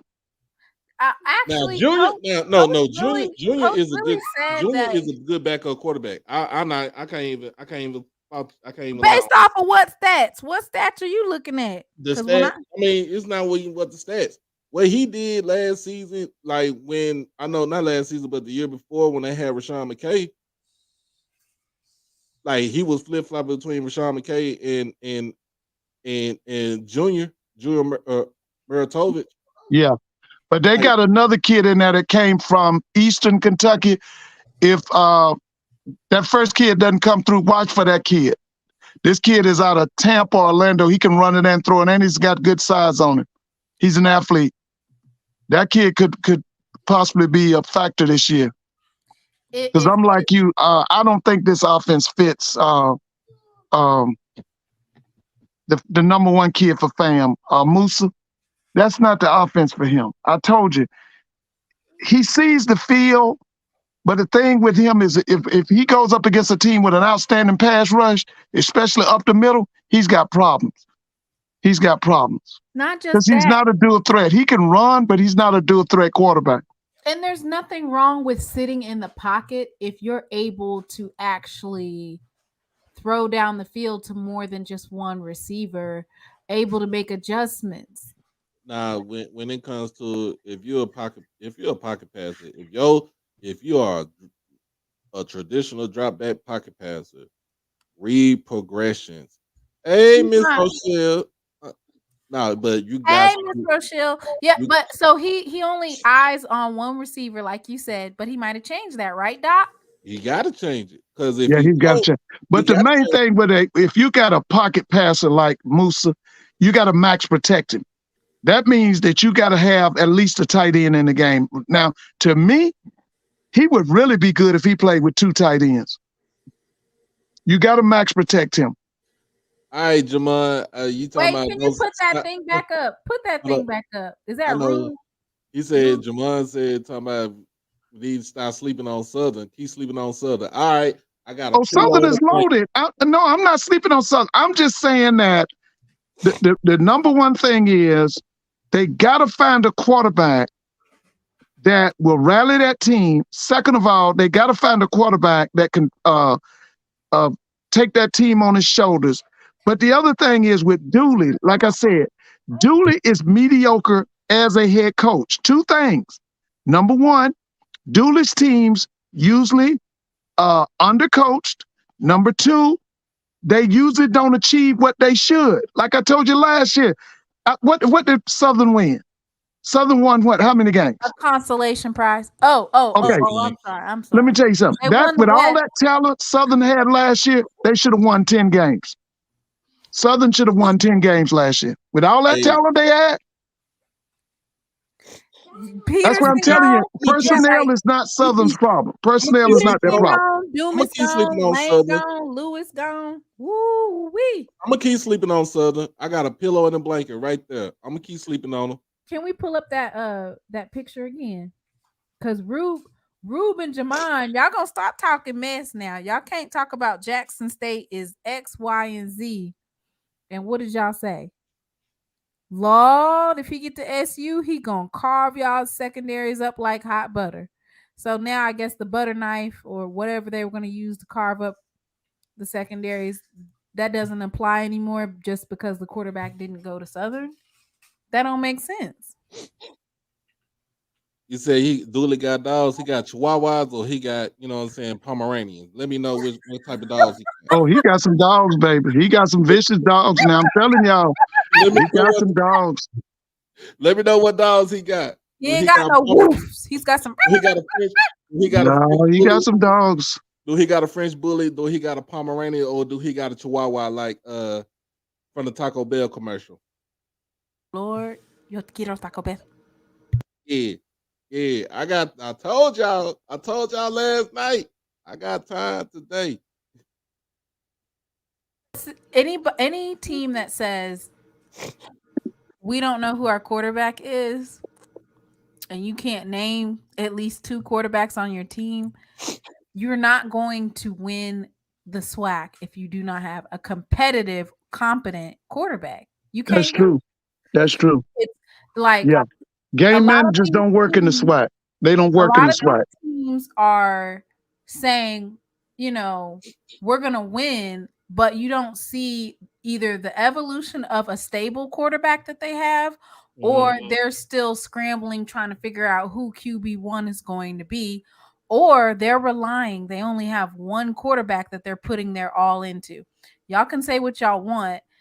FAMU is placing all of their eggs in one basket on one game, Jackson State versus FAMU, and on one quarterback, Musa. That's it. And then Southern, y'all thought y'all was gonna get Jason Brown, so I know y'all don't have a stable quarterback. Alcorn, I mean, you do have Tyler Macon, but then again, They don't have an offensive coordinator. They don't have an offensive line coach. That's Alcorn's problem. Alabama State has Demetrius Davis. We did get an interview with one of the players. The players did point out that Demetrius Davis was a freshman last year, Right. and that he has evolved and grown. The reason why I was heavy on Texas Southern is because out of all the quarterbacks out of the West, Andrew Body is poised to be the best quarterback out of the West. Is there any other quarterback in the West that we can name? Can we put up the West order, preseason order? Who's Prairie View's quarterback? Trayvon Conley. Is he? And then Alcorn, it's Tyler Macon, or Right. Yeah. Texas Southern is Body. Grambling Right. is they bought in Miles Crawley, but we Yeah, don't it's supposed know. to be Miles Crawford. And he's from Alabama State. And he's from the state of Georgia. Went to Tucker High School. Southern, Harold Blood was at SWAC Media Day. You're not just going to waste SWAC Media Day by bringing a quarterback there and not expecting him to start. That's true. So are we going to say that if we're doing Harold Blood versus Miles Crawley versus Andrew Body versus Tyler Macon versus Conley, who are y'all taking out the quarterback room? Who you taking, Mr. Ford? That kid over there at Alabama State. Demetrius. No. We doing West. We doing the West. Oh, okay. I'm sorry. Conley, Body. Tyler It would Macon, probably be, yeah, Body. Yeah. Who you taking, Doc? Out of all those quarterbacks in the West, Right. as my starter, Right. it'll be Andrew Body. He got he's the most experienced in the division. Most experienced, and let's just keep it a buck, most versatile. So I've always said that Andrew Body is more good at his accuracy of like throwing, like he's better when we talk about his run game and the ability to take off when he doesn't see an opportunity. And that the other side of being a quarterback, which is the most important, is that passing efficiency. He got some wide receivers, and he also said that in the interview, he talked about how they recruited some O-line to help him with it. Uh-oh. I got you, G. Swacking up. G said he coming up here. The big bad Braves want to have a word. Bad Braves. Not the bad built Braves. Triple B. You know what we need to do next? Our next, we're gonna have a fantasy team where we utilize all the players out the SWAC and build your team how you want to. Hey, I like that. We're gonna get us a little fantasy team. The Triple B's. Jamon said we're gonna have to get it in blood. I guess he's talking about Harold Blood.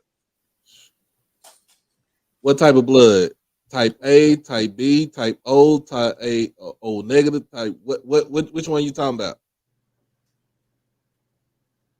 Which one we talking about? We'll see y'all what y'all call the bluff. We'll see y'all at the sinking school. And that's why I said Valley. All right. So in the East, yeah. In the East, who you taking? In the East, who am I taking? Who's your quarterback? By default, it would be Jeremy Musa. But by default, By default, it will be whoever the quarterback is at Jackson State. QB1 is Jason Brown. QB2 is I want to put Zai up there. I mean, I feel like Zai's better than Jeremy Musa. I feel like Jason Brown is better than Musa. I feel like Jacoby and Morgan is better than Musa. I feel like all of our quarterbacks are better than Musa. Damn. What's up, G?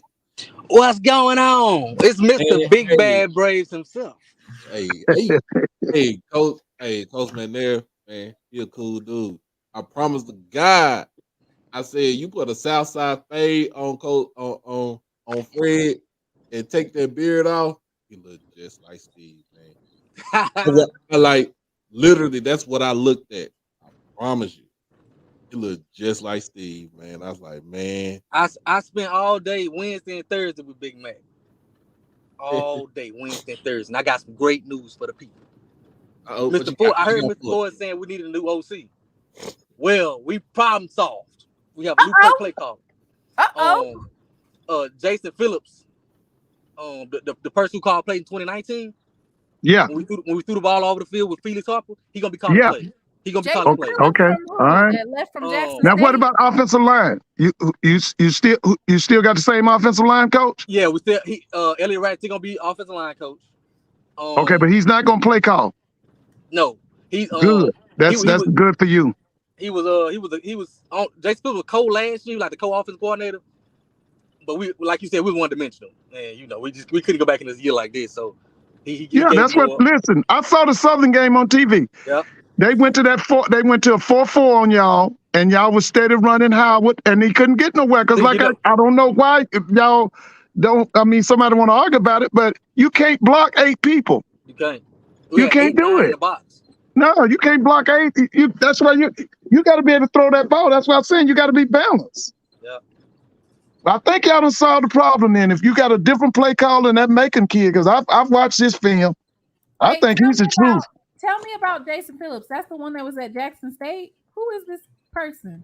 No. That's the one. He come from Troy. Quarterback coach. Troy a few years. JUCO. Yeah, wasn't he at a junior college?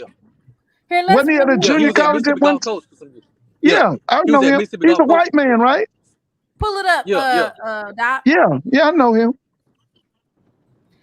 See, they had Jay Hopson. Who they had at Alcorn when they was winning? Was he a white man?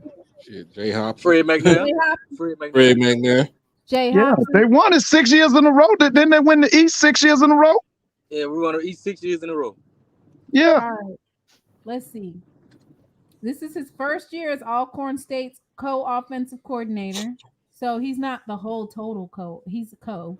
So is he calling half and then they split it up half and half? See how it was? He was a passing game coordinator last year, but he didn't have too much input. And so this year, he got more input. Hopefully he's calling the play. Yeah. Who is over Really, there? y'all ain't had an offensive line coach since Ryan Starcheck left. Yeah, we missed Stanchek up front. Yeah, and FAMU does too. So he's the quarterback coach. So is he the one that got Macon there? Yeah. Is he the one that recruited Macon? Yeah.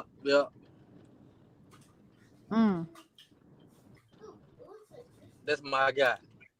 Well, but Fred McNair told me when I asked him who his QB1 was, he told me that he was the QB1. So I don't know. Yeah, that's how Fred talk. He gonna say something. He gonna never tell nothing. Fred, I ain't gonna lie. Fred kind of make me mad with that sometimes. Fred ain't gonna tell nothing ever. Like he don't tell us nothing. He tell nobody nothing ever. This is how he do. So he just be like, you know what? I'm QB1. Well, I had to, but I'm sorry, I had to bust out laughing on that one, man. Like he called all of us off guard, bro. He called both of us off guard. What's that offensive line looking like, G? Oh, I love it.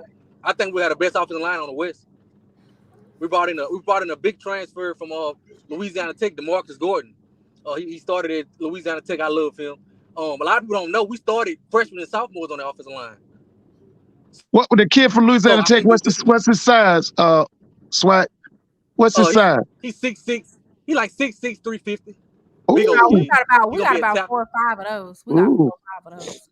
Okay. Yeah, he gonna be at tackle, and then we got we brought a kid from Mississippi Gulf Coast, Cam. What's Cam last name? I want to know Blue. Out of all the quarterbacks in the West, can you pull up that one so I can name them off correctly? Well, we got Conley, Macon, Body, Macon gonna be the best by far. Crawley. Who is the other one? Who is the other quarterback I'm missing? You don't know the quarterback for Pine Bluff. I know, but I'm still missing one. You said Blood, Harold Blood? Oh, Blood. Blue. If you had to do a fantasy team and you had to pick your quarterback from the West, who you choosing out of Conley, Macon, Body, Crawley, and Blood? Mako. Blue gonna pick Mako. I believe in you, Blue. Blue is gonna pick Andrew Body.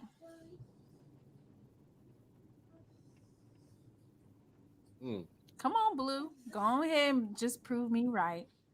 Blue is on here. Yeah. Got my boy.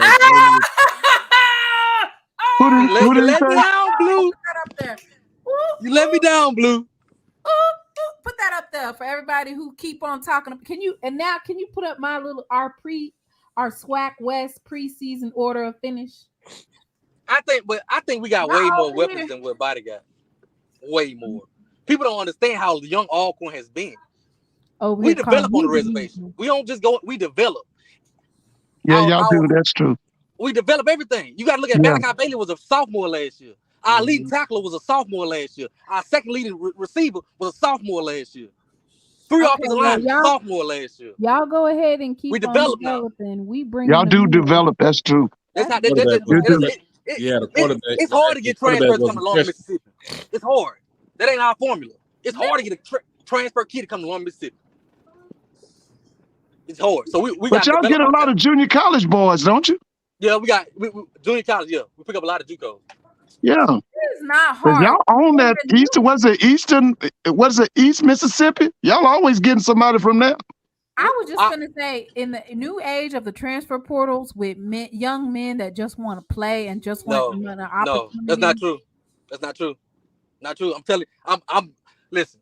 I think that you guys didn't get transfers because that's not Coach McNair's formula. It's hard to get a kid to come to the middle of nowhere. Tell you what I know. It's hard to get a kid that's been at LSU, these bigger cities, to come to the middle of nowhere. It's hard. Yo, Mr. Campbell said y'all grow y'all own food. Y'all don't use Instacart. My cousin, when he played at Alcorn, it was kind of hard for him. Even though he had other offers, but for basketball, it was hard for him to come to Alcorn just for football alone. And then he was stepping in. He was still stepping in the shadows of Steve McNair. My cousin graduated. We graduated high school in '97, and Steve already went to the NFL in '95. So he was in the NFL in '95. So that's 2 years that you stepping in the shadows of the great Steve McNair, and it didn't work. Looks like y'all got Trigger Man to come out there from Atlanta. Yeah, but that's out of high school. It's easy to convince a high school kid who's just happy to go to college to come there. But if you've been to like one of these bigger universities and seen this, and you come to Alcorn in the country, it's hard. Sometimes we lose kids on the visit. They'll be all in, I'm committing. They come visit and be like, nah, I don't think I can take the country. They're just being honest. I can't take the country. Well, let me just say this now. I don't know. When I went out to Grambling, that's the first thing I thought. I'm in the country. But let me tell you something. There are some super athletes out there. But Mr. Ford, that's why we got to develop ours. Yeah, but Mr. Ford, the difference between all going to Lorman and then going to Grambling is, like you said, both of them in the country, but for Alcorn, it's hard to keep them there. Grambling, you can keep them there because of your name. Your name alone speaks, rings bells. That's the reason why you get most of your kids to go to Grambling, because of your name. And then like you said, with Alcorn, yes, it is hard. Like in Mississippi, the two schools that's hardest to get a kid to go there is Alcorn and Valley. Why? Because both schools are in the middle of nowhere. Like especially Valley. Valley is smack dab on the side of Highway 82 across from a cotton field. Like it's hard to get kids to come up there. And it's You gotta be able to wait a minute. develop talent. I thought that Alcorn always had a pipeline into Baton Rouge and into New Orleans. Yeah, we do out of high school. Yeah. We get them out. We good out of high school because in high school your parents are more involved. So now when you bring your parents on a visit, they like this is a safe place. You don't get in much trouble. I want you to come to Alcorn. But what I'm saying is a transfer. A kid who not coming with their parents. Now this kid 23 years old. He looking for different things than what an 18, 17, 18-year-old looking for. But you got Tyler Macon, didn't you? Yeah, we get some here and there. You know, we don't just not get none of them, but you gotta really want to be at Alcorn to be at Alcorn. And Tyler Macon wanted to be at Alcorn. Well, y'all better capitalize off of it. Show him a good old howdy do down there on the reservation. I think they'll show. I think the kids that he got up in there, that transferred in, you know, from FBS or wherever, they should be able to adjust and they'll bring in a good brand of football. Like when the going on what G was talking about, like bringing kids into those rural area schools. Like I'll be honest with you, even though, and I'm gonna say it like this: when I had my little small time at Stephen F. Austin, it was hard to get kids to come up into Nacogdoches, even though you 2.5 hours from Houston and 2.5 hours from Dallas, but it was still kind of hard because a city kid wants to be in the city. They look Right. you know what I'm saying? Well, not always. I mean, listen. But You see, have to it works both ways because I feel like we have make something that's interesting. Like Jackson State was able to capitalize. Everybody keep on saying it was because of Prime. It was because of Prime. Okay, that's fine. Prime gone, and we still got the number 1 HBCU class, and still leading in 2024. We're leading in our recruiting as well. So you just have to market it right. Let them know this is what's up. Though, like us being out on the plaza, the band going through your dorms at night when they practicing, that stuff is dope. Like all of those things, you highlight the culture. So yeah, you guys might be on a reservation, but you have X, Y, and Z. Do y'all have bonfires? Maybe, I don't know. I mean, yeah. Well, how about they dominated the SWAC before the coming of Deion Sanders? Well, they needed to have highlighted that too. They dominated the SWAC. Even if you're not dominating, they've gone to the Celebration Bowl 3 times? Yep, 3 times. But even when you didn't, like having the videography there during y'all practice, hyping that stuff up, and utilizing your students to do that. If you don't have the budget to necessarily hire somebody, using your students, the videography, the photography. I mean, this is stuff that it's organic that you can make yourself. You got to be able to promote yourself. And that's some of the things, like these coaches, some of them are old school. Right. And Mr. Campbell, the bonfire was not shade. I would be scared as hell to go to a bonfire in Ole Miss, and I'm sure they have. I know they be having them. When I was at Stephen F. Austin, when I was at SFA, my chapter, my fraternity, we built a bonfire. We do it every year for homecoming.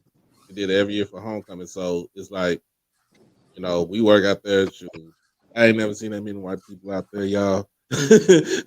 Other than Texas A&M, when they had that bonfire, I was like, you know what? I ain't never seen no many white folks at a bonfire. Bonfires at white institutions, you better be inside. Bonfires at black institutions, okay, this is dope. So I wasn't saying it to be shady either. Basically, what I was saying is the culture that you have at the university, you highlight that. All right, so let's move on to the next to the next thing because I know a lot of people get ready trying to watch this fight. The biggest snubs on this preseason list. Oh, okay. On the offensive side. Oh, wait. Let me see. Okay, I could pull that up. Okay. So on the offensive side, my biggest snub. He down there with them big bad Braves. Jarvion Howard. That is the biggest offensive snub right there. What you guys say about that, G? Yeah, I think it was a big time snub, but I ain't mad about it. I don't want nothing given to me no more. I don't want. That's why I ain't made dude did no show. I took Jarvion when I got back to campus and I talked to Jarvion, we was on the same page. Man, I don't want none of that. Mm-hmm. Keep it. I ain't finna. Everybody, I know you gonna get on there and be mad because they ain't giving the Jarvion. No, I ain't. I do think he should have got it, but I ain't gonna say nothing about it. Listen, we know that Jarvion Howard was the winner of newcomer of the year previous year, correct? In postseason award.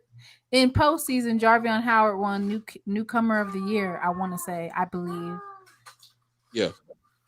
So out the gate, just based off of his performance, but you know that the SWAC is real quarterback heavy. When they real quarterback heavy, but they need to just make an award for, I guess, quarterbacks, because 9 times out of 10 they're going to put a quarterback at that position. That's just how it's been. But my thing about this is, if Jarvion would have ran for about 1,500 to 1,600 yards,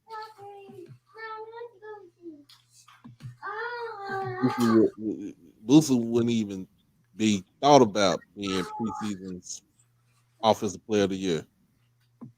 Like, for real. So you're saying because it was only for the 1,200 yards, 1,275, that's why? Like, who can touch that? And you also got to look at it. How many times did Jarvion run for over 150 yards in a game? Gee, how many times did Jarvion run for over 150? I think 4 times. Okay. How many times he ran for over 200 yards?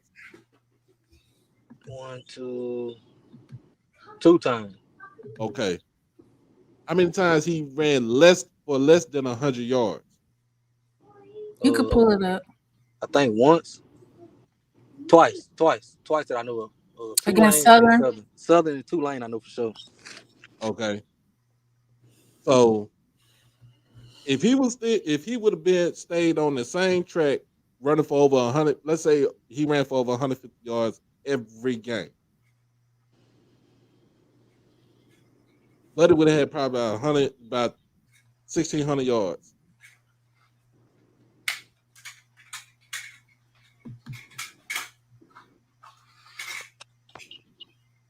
And I'm just saying this. He would have had over 1,600 yards and probably about 13, 14 touchdowns. What do you have to say about that? Like, you don't have anything to say about that. No, I think he would have got it then. Well, I don't know. I say that, but I think he should have got it now. He didn't get it. So right. And I understand, because Musa is he is the closest thing that's out there that can actually win SWAC Player of the Year. And see, I looked at it like, okay, we only had 5 wins, so that might have factored into it, right? But then you look at the defense player, and he ain't win but 3. So now I'm like, it just don't add up. Right. A lot of stuff don't add up. And the second person the second person that got the biggest snub on the defensive side, that white boy Bubba Adams. Yeah, I agree. Bubba already told me. Bubba told me He's like, man, I don't know what these people talking about. I don't know what these people talking about. Y'all done lit this man. Y'all done lit a fire up under this dude, like for real. Like seriously, when it come down to it, when it come down to it, for Bubba Adams, y'all lit Yeah, up. but that's why I was saying, like, what is this, a popularity contest? And they'll say that folks are delusional or biased. But how are you going to explain that? Can you pull that up? So and then another thing about it too, Stat. the thing about don't get me wrong, Jarvin Young, I mean not Jarvin Young, but Sundiata Anderson is he's a prototypical. He's gonna be a pro, right? He's gonna be a pro on the next level. He got the measurements. He got everything. But does he have that motor? Does he have that drive? Can he will himself in games where the defense can't get it? You know what I'm saying? They can't get it done. So he gonna have to take over. He didn't even have the most tackles on his own team. It looks like Lewis Matthews from Grambling. Well, that's because he's a linebacker. So Lewis is the linebacker. So Lewis is gonna make more tackles than the defensive lineman. So it's Alabama State. So Colton Adams is number 1 in all of FCS. That's why, like, as in, out of all the teams in the FCS, Colton Adams is number 1. And that's I want to know, how are these things calculated? Because some people was like, you can't base it off of last year's stats. I was like, huh? How do you not base the preseason awards off of last year's play? That doesn't even make logical sense. You have to. And then with this right here, for Bubba, this will be the second biggest snub that he got in the last year. So remember, I feel like in all of FCS, as in like every single team. I felt like, as far as in the SWAC, he should have been Defensive Player of the Year in the SWAC, even though that award went to Aubrey Miller. The reason why it went to Aubrey, because the team was undefeated and everything like that. You plan on the number 1 defense in, not just in the SWAC, but in all of FCS.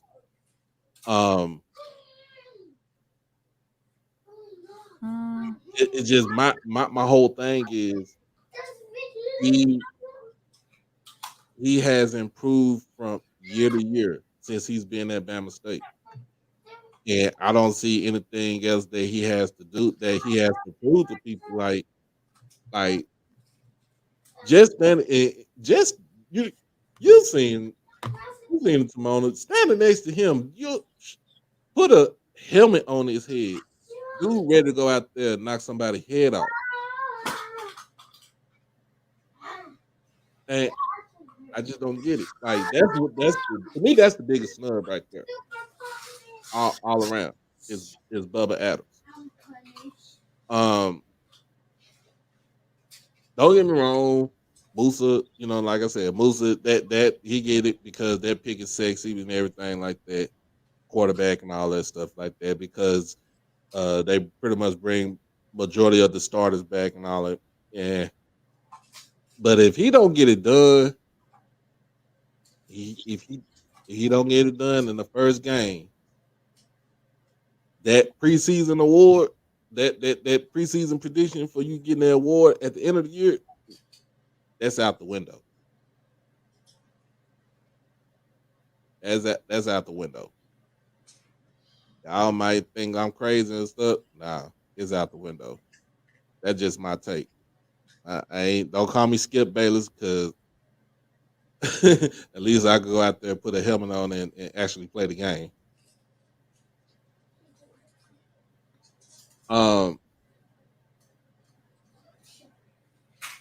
But yeah, it's some other people that they kind of,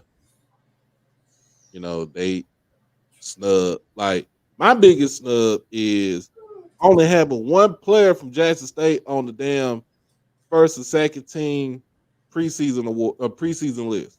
Okay, so what other Jackson State player did you feel should have been on the list? Devontae Davis. You could go Jeremiah Williams. Hell, you could have went K5.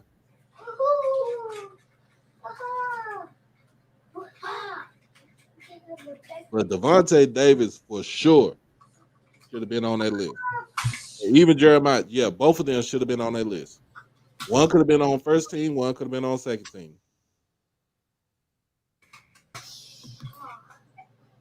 Like that was total disrespect. That's total disrespect.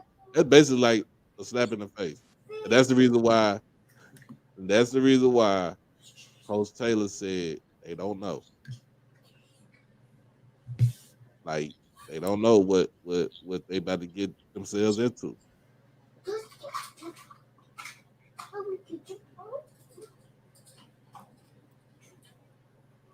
Hold on, Los just put me on some game right here.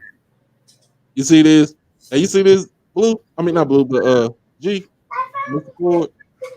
What is it? Los said NFL rule changes for the season. Zone read and jet sweep handoffs out of the shotgun are illegal. Woo.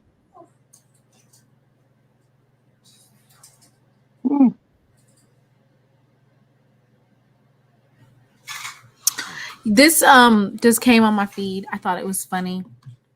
Our quarterback has such a great sense of humor. Year 77,368 of collegiate ball, and I'm still having fun with it.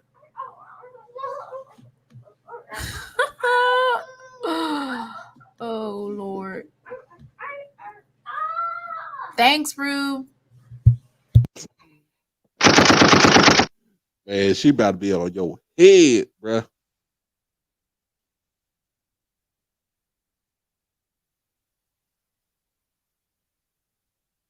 Better be glad his daddy ain't in it. Better be glad his daddy ain't in the chat.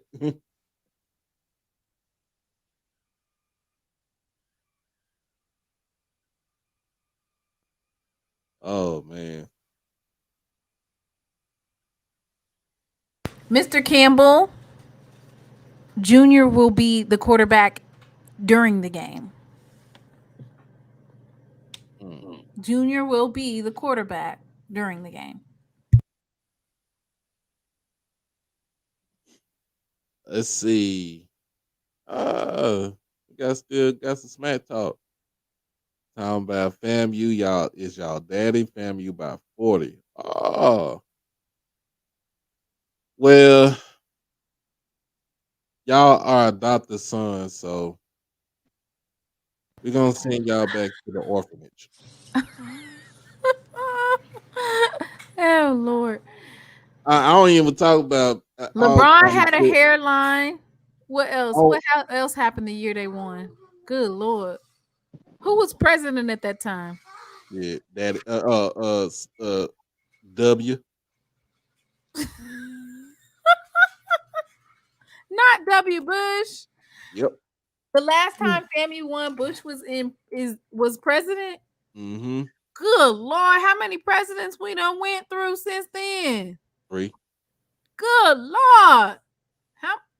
What time they get? 4 What years? if Booster finishes with 3,400 yards for the season if family loses to Jackson State? It still don't matter to me. You threw for 3,400 yards, but you got an L against Jackson. Oh Lord. If we're fifth, we'd all take a drink. Nah, I'd be drunk as skunk right now. Will JSU blitz Musa or play a soft zone? Man, we why? blitz. First of all, why would any team in the SWAC not blitz Musa, knowing that when he is basically challenged and he knows somebody's coming, he cannot focus to get that ball down to the receiver. Anybody in the SWAC who's playing FAMU needs to be blitz heavy. But the thing about FAMU, they're gonna try to run the ball, and that was the main Who's thing they their talked running about. back? They got some running backs that came. They got Jennings. They got the kid from Nebraska. Mm-hmm. They got the kid from what is it? FAU. They got some people in that running back in that backfield. And then the difference about it is that the offensive linemen are healthy. So if the offensive linemen are healthy, that helps out the running game. Yeah, they got depth on the offensive line. They got all them kids that got hurt last year. All them kids are back. So, that would be my main thing. Stop the run. Stop the run. Let him throw the ball.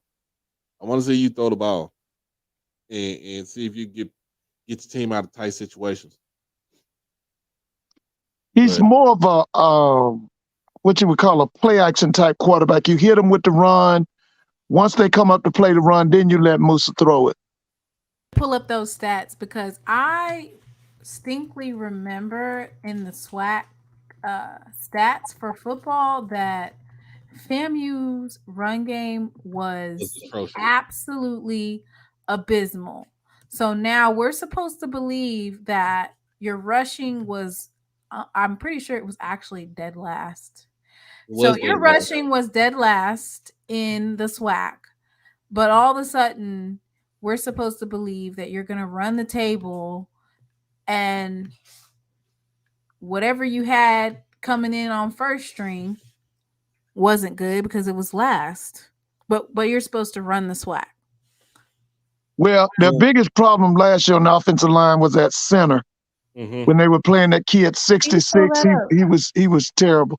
They went and got the Lee kid. They were better running the ball, but they've got reinforcements. They brought a kid in from LSU. They brought a kid in from the University of Buffalo. They brought a kid in from, was it Troy State? Those kids are going to help. G, you still on here? Huh? I was asking, G still on here? Can't hear you if you try to talk. Yeah. FAMU had the worst rushing game. That was last. Yeah, they did. But I'm telling you, they got reinforcements. They got some people now. They went and got some people. So they're able to mesh, Mr. Ford. You think that those folks are going to be able to mesh? Yeah. They got some. They're going to be better running the ball. See, to me, I thought they stayed too long with that freshman at center. They stayed too long with him. And that offensive line to me is better when that Lee kid goes to center. But I think they want to play him at guard. Make it interchangeable. But see, the thing about this too, your players are going to be interchangeable. We're just going to have to see. We're going to have to see if they were able to mesh well, because whoever they were having executing the run game, obviously. Oh yeah, they run game was terrible last year. I thought the best it was just bad. But see, they got some kids back who got experience, and they deep in that offensive line this year. They deep.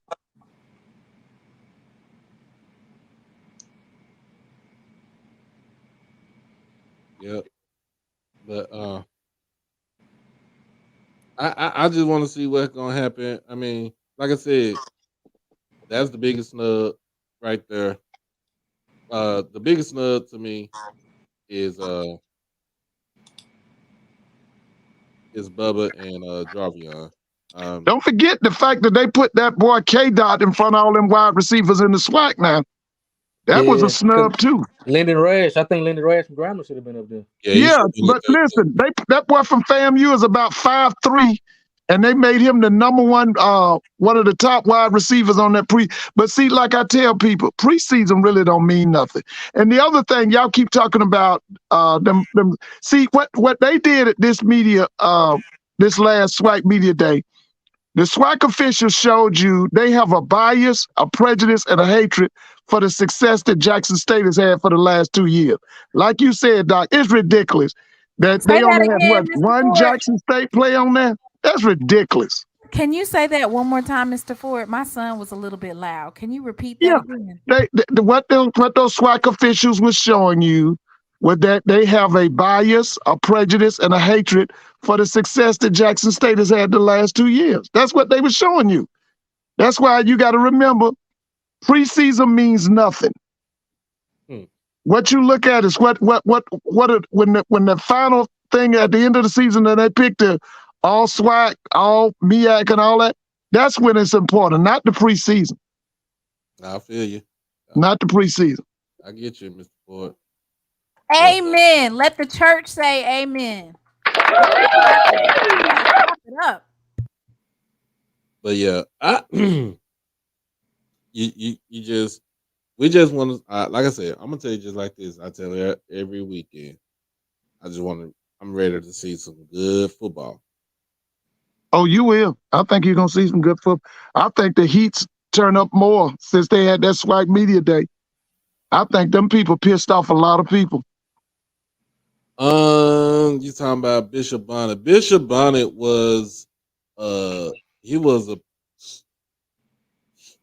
a talent all by himself, man. I would never. Wait a minute. What did Mr. Campbell say? Wait a minute. What did Mr. Ford? They had all the.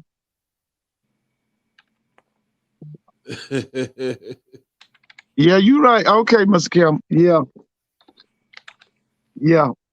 How many you said was on that doc? How many Jackson State players was on that preseason team? One. That's why I said don't pay no attention to it. Don't pay any attention to that. You hear that, Mr. Campbell? Right, they don't know. Everybody that's in the chat, if you repping that blue and white, go ahead and put they don't know in the chat. They don't know.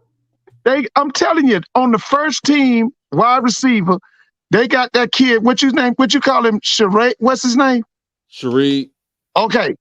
He's about what, 5'5", right? Now he can fly, but you can't tell me it's 10 to 15 receivers in the SWAC better than that kid. And you talk, Mr. Campbell, talking about Mr. Ford, stop. Are you kidding me? Hey, G, don't you got to been no first team all SWAC as a wide receiver. Who y'all got to come back as wide receiver, G? Montario Hunt and Malik Ellis. Okay, so I think they're better than Sheree. That's what I'm saying. I know Lyndon Rash better than him. What about that Quay Davis down there at Texas Southern? He not better than him? I like Keyshawn Johnson from Alabama State. Now Keyshawn Johnson. It's okay. They don't know. We listen. There's a lot of people keep on saying everybody at Jackson State left, but they really didn't. Our depth was ridiculous. We have at least 4 receivers that are 6'4", 6'5". Like y'all just don't know, but you getting ready to y'all getting ready to FAF. Wait, let me see. Yeah, hey, that kid, the one they call K Dot at FAMU, he's gonna be that number 1 receiver. That little small kid. I think it'll be the guy. I think it's gonna be Marcus Riley. Yeah, Marcus Riley gonna be the number. Oh, Marcus gonna be the number 1. Yeah, or the Reed kid from Utah. But they made the little kid the top wide receiver in the SWAC, right? Preseason. Mm-hmm. That's why I said we don't need to pay attention to it. Now you saying Marcus Riley's gonna be better than him, a kid from Utah gonna be better than him, but you make him number 1. He's the first team all conference SWAC preseason wide receiver. But there's other people on his team better than him. Hey, is Blue on here? Yeah, is Blue on here? Yeah, he's still in.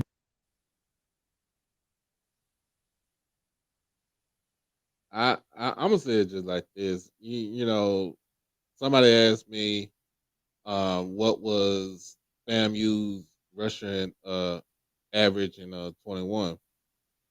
Blue said there's not 15 quarterbacks that are better than. Said wide receiver. I just seen it. I said wide receiver. Okay, well he said there's not 15 wide receivers better than Shareed. What's his name? Shareed? Shareed. Shareed has 100 catches, 1,200 receiving yards, and 12 touchdowns over the past 2 years. This is ridiculous. Okay, is he better than that Rico Powers? What's the kid y'all got? Rico Powers? What's the kid y'all got from South Carolina? Rico. Oh yeah, I'll take him over Rico Powers. Okay, so is he better than Rico? Is he better than Lyndon Rash? Is he better than that Seven McGee? Yeah, is he better than Keyshawn Johnson at Alabama State? Is he better than them kids? No, he's not. He's fast, but he ain't no number one receiver. Y'all just named two guys on the team on his own team better than him, and they named him first team preseason All-America. Wide receiver. They want FAMU to beat Jackson State so bad they just gonna will it. Well, the coaches and the SID selected the teams, right? Then they picked the preseason All-Americans. Yeah, and they couldn't vote for themselves. They need to probably go for adding media to their votes. You should ask the commissioner that when you were talking. Didn't you have an interview with him? Mr. Ford, I wasn't finna ask that man 5 different questions. I asked him if he's gonna utilize social media like HBCU podcasters with the evolution of how media is disseminated. Was he gonna utilize them? I asked him about media rights, and I asked him about that basketball tournament. Mr. Well, you got to ask the tough questions now. Those were pretty tough. And then Doc asked him about conference expansion. What about the expansion? And he basically was like, we good over here. And then he highlighted that Bethune-Cookman and FAMU reached out to the SWAC first. I don't have no problem with that. Like I told y'all before, FAMU should have joined the SWAC 40 years ago. I'm gonna get these. Talking about It's a waste of time for them to be in the MEAC. Is this HBCU overdrive or JSU overdrive? I call it what it is. Don't show Rube. Why do we gotta keep showing Rube what it is? We carving people up over here on it, and this is Saturday Night Live with She Loves the podcast and HBCU Overdrive, Mr. Rube. Why is he? Dang. If you don't like it, these folks don't have no shame though. Like Rube, we just caught you in 4K caping for Jason Brown, and it's like you don't even have no shame. I don't even go on Swagging the Food. It talk about it try to take over that show. I don't even do that. I gotta show respect where respect is given. Can you pull this up again? I don't understand it. At this present moment, right now, I don't have no respect for folks from Southern.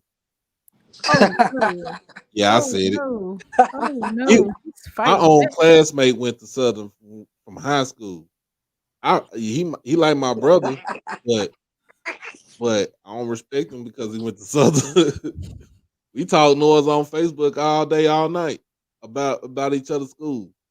Rube, you done got caught in 4K caping for Jason Brown, but now all of a sudden it's too much JSU on this channel. What you want to talk about regarding Southern? Okay. What you want to talk about regarding Southern? How bad y'all gonna lose it in wherever Scotlandville?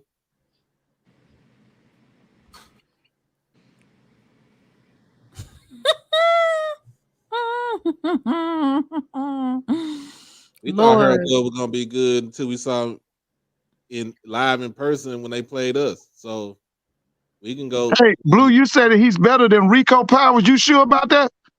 Are you sure about that? You sure about that? You saying that K Dot or whatever, he's better than Rico Powers? I believe he is. I think he is. No, I can't even. Rico Powell ain't even got 250 yards receiving in his way. I ain't talking about that. I'm saying now. You think he's better than Rico Powers? No, I don't think he's better. I don't think he's better than Seven McGee. I don't think he's better than Fabian McCray. I don't think he's better than Jonas Fortillion. I don't think he's better than. I don't think he's better than at least 3 receivers. I on do our know team. she's gonna vet for Jackson State, right? It has nothing to do with that.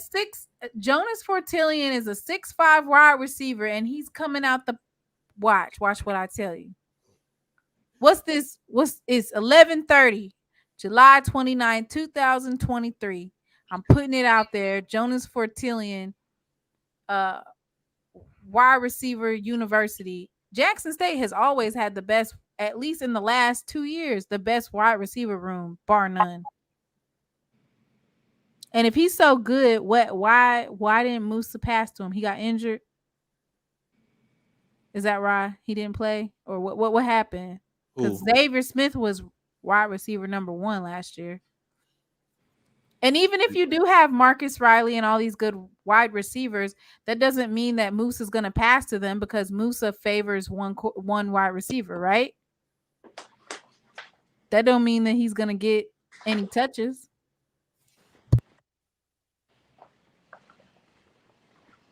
Okay, I'm off my high horse. Yeah, well, you know she gonna be on our high. We're gonna be on our JSU high. I'm asking a question though. It's a good question. If Musa has been known to only favor one receiver, you can name 5 different wide receivers that are good. If he's trying to throw the ball out the pocket, he doesn't necessarily adjust to throw to more than one receiver. He already knows in his mind. He don't adjust to throw to one receiver because it's the fact that he's only keen. I done talk too much mess. Mr. Campbell wants to come on and say his piece. He was only keyed in on one receiver. It was just like it was like when Trey Lawrence played against Jackson State in the Soul Bowl last year. He only keyed in on one receiver. Okay, so Montario Hunt was his receiver. Big Bad Braves. What you got to say about that? Montario Hunt got the most touches because he was only keyed in on one receiver in that game. Just that game primarily. And that's why they lost? No, they lost because they got beat. They got beat to sleep. Big Bad Brave. He quiet as a church mouse. You can hear a rat pissing on cotton in one of them reservation fields. He in the car.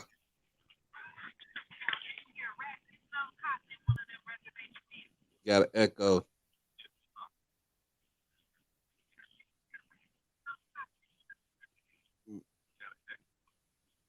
Mr. Campbell. Doc. Simona. G. And that guy from Exit 81. I'm not even calling Mr. Ford no more. That guy from Exit 81. Okay. I'm going to say, because I'm going to watch this fight.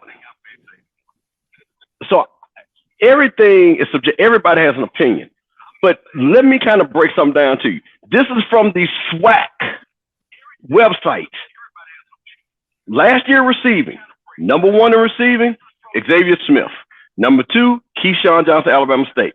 Number 3, Shane Hooks for Jack State. Number 4, Dallas Daniels from Jack State. Number 5, Derek Morton, Texas Southern.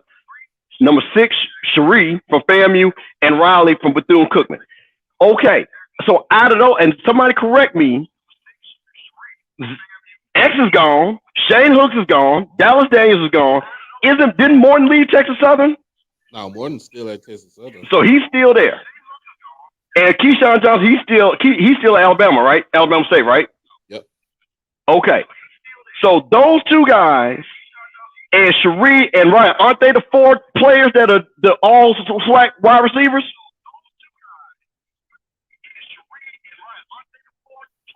Aren't they? They all SWAC wide receivers. Thank you. So what they did was took the guys that are coming back to have the most production. So stop acting like y'all got to stop this. So stop why? No, hold on, Tamara. I don't mean to cut you off. Wait a minute, just let me finish my point. So stop acting like there's not some logic to why they pick these people. So why is it that you say, oh, these guys can't play? But these guys, Riley and Cherie, are in the top 7, and now they are the top 4 returning receivers, that actually caught balls. But you guys want people on the all-SWAC team that didn't even catch a football. Come on, man. What are we doing here? I wasn't. You're saying that Marcus Riley from his production at Bethune, you're counting his production at Bethune? That's what they're doing. Of course, they're going to count his production at Bethune. Yep. That's exactly what they did. I'm just giving you the logic. No, I'm just giving you the logic of how he got picked. It's not logical because why? Then explain Colton Adams, the #1 linebacker in all of FCS. Listen, now wait a minute. He made the All SWAC team. Now we're talking about something different. He made the All SWAC team first team. We're not talking about player of the year. Defensive player of the year. He was #1 in all of FCS. Listen. I'm not arguing that fact. You guys said these guys did not deserve to be on the All SWAC team. I'm telling you why they are on the All SWAC team. And I just, once again, for the second night in a row, I gave you facts. For the second night in a row. And that's free. I'm not going to charge y'all for that. So how can you argue when these guys actually have the production? Now, you might not like their size. They might not be prototypical, but I'm telling you, when they looked at that, they looked at the production, and it's right on the SWAC website, and they actually played last year. So come on. So like I said, I don't mind having these. They're all fun to me. But when you guys are trashing these guys like they didn't play football, y'all ain't like Shareek. He caught 45 balls. That's a lot of balls in college. Wait. Whoa. Marcus Riley? You said the wide receiver? I'm looking at these stats and where is it at? I'm looking at it right here. I'll send you. I'll drop the link. Marcus Riley caught 39 balls for 563 yards last year. Yeah. It's on the SWAC website. Against who? It's Does the that total. matter? It's the total. No, it's the total. He played. I'm saying who did he catch them against? Is what I'm saying. And he played with Bethune's schedule. The 11 game that Bethune played. I'm gonna pull it up. You can listen. You can go game by game. I'm not. Listen, I'm not arguing your point. I'm not saying. Listen, that's a different discussion. But what you guys are doing is saying that these guys are no good, and I'm giving you the reason how they got picked. And what they did was they looked, and these guys, those 4 guys, are the returning leading receivers. No, I never said no. This is my whole thing, Mr. Campbell. This is my whole thing.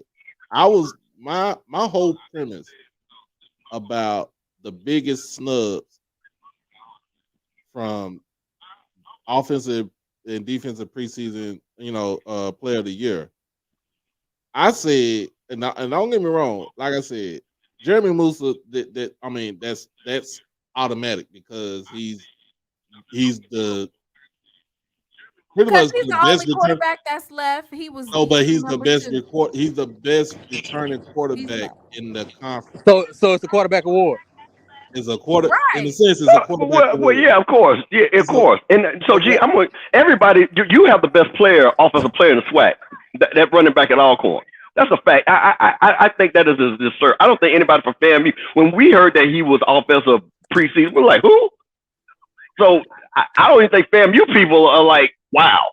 All we want the boy to be functional. That's all we want. But Howard, clearly production-wise, so listen, I'm not arguing your guys' point about who should be offensive or defense. That's not what I called in for. I'm calling in strictly to talk about the reason how guys got selected, and I'm showing you the logic of probably what these voters did. They looked at the return. So wait a minute. So when you guys say why not these Jack State guys on there, is because some of these guys didn't. I'm not saying they don't have the talent. That will play out that's because all that matters at the end of the year, not the beginning of the year. But they're looking at guys who actually played, and that's why they picked some of these guys. So that's all I'm saying, and I'm just saying that respectfully. I'm just saying this.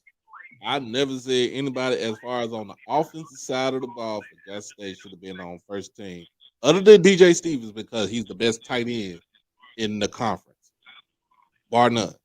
I said that. What I was saying is, my whole thing is to not just to only have one player for Jack State on there. It kind of. But then the argument goes back, which is a good argument. Then okay, right. Who do you guys say, and then who got to come off? Somebody got to come off, right? So I don't have. And what I'm saying is, this is what I'm saying. Like, I ask a question. My whole question is, who on the defense should either be first team or second team all defense from Jack State? Wait, I so just you said Devontae Devontae Davis. Davis. so you saying Keshawn Johnson is still at Alabama State? Yes. So then why wasn't he first team then by that logic? Wait a minute. Who's the other first team receiver? Sharia's one. Who's the other? Riley's not. Bro, Riley's not the other first. Riley is not the other. Derek Morton. So that doesn't add up to what you're Oh, saying. okay, no, but no.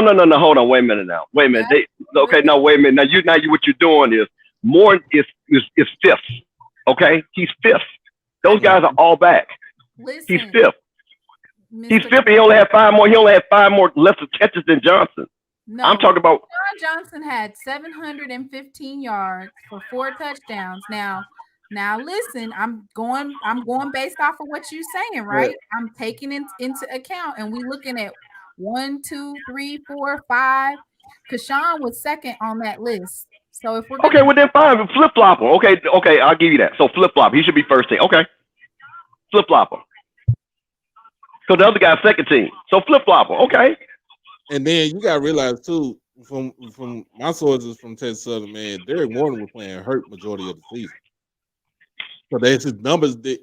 So his numbers didn't correlate to what he wanted. He wanted them to be. Plus, I people, some people say we got to get out the notion that players had bad years and stuff, but it happened. Oh, I'm sorry, Terrence Crawford just knocked down Shane Spence.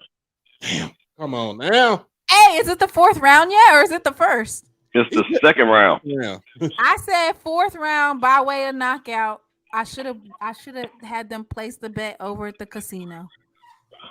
Well, listen, I just want to tell you once again, y'all doing, Mr. Ford. I love you. I have to tease. I appreciate you teasing back with me. I love Grambling. I love what y'all are doing. I'm getting ready to go watch this fight because that just got good when that boy got knocked down. So y'all have a good night. It'll probably be over in 5 minutes, Mr. Campbell. Don't go there. Don't go there.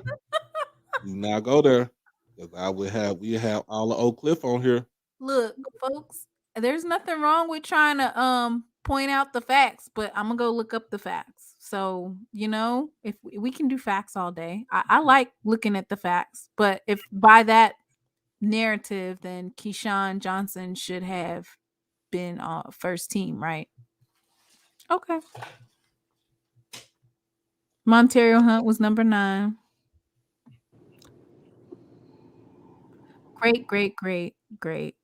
Reason why what's the reason why Montario Hunt was number 9? You got a running game. And his last 4 games he played with a receiver at quarterback. Yep. Trey Lawrence, Trey Lawrence, and people don't know Trey Lawrence ain't played with a quarterback in high school. And the other quarterback we was playing was actually a receiver early in the year. But this is my little 2 cents. So you just got to put it in. I mean, it's just an opinion. It's just an opinion. Yeah, my little 2 cents. But let's see. We got one more thing, and we got one more thing. I thought it was over. The fight song. No, because we forgot to talk about A.D. Robinson. He was talking about he won. He was gone. I already talked about that. You talked about that last night, but they talked about he was gone. That SWAC ain't G looking for an AD? Big Bad Brave? Yeah, I'm definitely finna start doing interviews. I'm finna start my interviews. Monday morning, I'm starting my interview process. Doc. Man.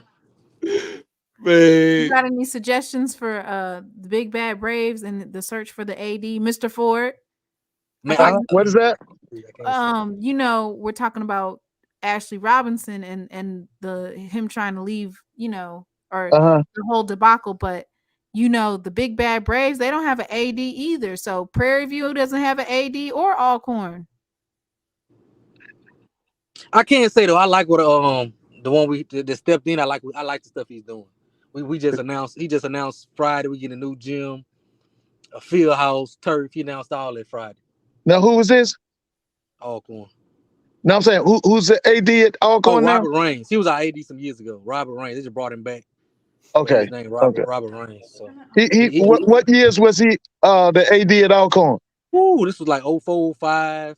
He came back again in probably I think 12. 13. Okay. All right. I mean, but like I said, haters gonna hate. Because it's just like people want to see the downfall of Jackson State. They just, you know, we arrogant. That's how I put it. I'm gonna put it just like that. Arrogant. We are an arrogant bunch. Um, but I knew, in a sense, I knew that he wasn't leaving. He wasn't going.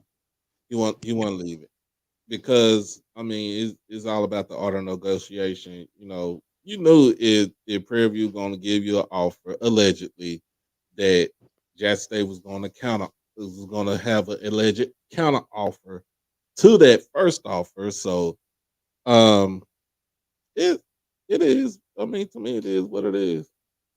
Hey, was Travis Hunt on the preseason All-American team last year? I don't even know. Because he's making this argument about they picking people because of production. Because that's what I'm trying to see. Travis Hunter didn't have no production. He came out of high school. Mm.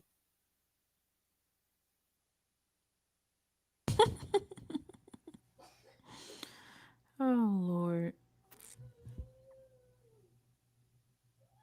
Yeah, they came out. They came out. They was like, yeah, where you going? I Where think you going? Kevin Coleman won like newcomer of the year. Yeah, It wasn't newcomer, it was he was freshman of the SWAC year. freshman of the year. In the preseason? No, in the In postseason. the Oh, yeah, postseason. but I'm saying, did the Hunter kid make the preseason all He didn't even play enough. He didn't make no types of anything. Oh, where he was the at preseason before the season? I think he did. That's what I'm saying. See that logic about production. This kid had no production. He was coming straight out of high school. Well, Blue, I'm not gonna say anything, but it's kind of like we ain't gonna talk about that. Man, hey Blue, I'm surprised at you because that kid right there, that K Dot kid, that kid could go in the SIAC and he still wouldn't be the top wide receiver. Damn. I ain't never heard nothing like that. Woo! Woo! Well, I guess we're gonna see, Mr. Ford. Huh? I guess we're gonna see. Oh yeah, we'll see. Okay. We'll see. Blue said he was on the preseason award list. He was just on a FCS publication, like third team All-American or something like that. Coming straight out of high school, right? Right. So he had no stats on the college level. So now thank you, Blue, for clearing that up. I thought he was, but he ain't. Thank you for letting me know. Oh my God, the chat is going ham, y'all. About what? They is Blue.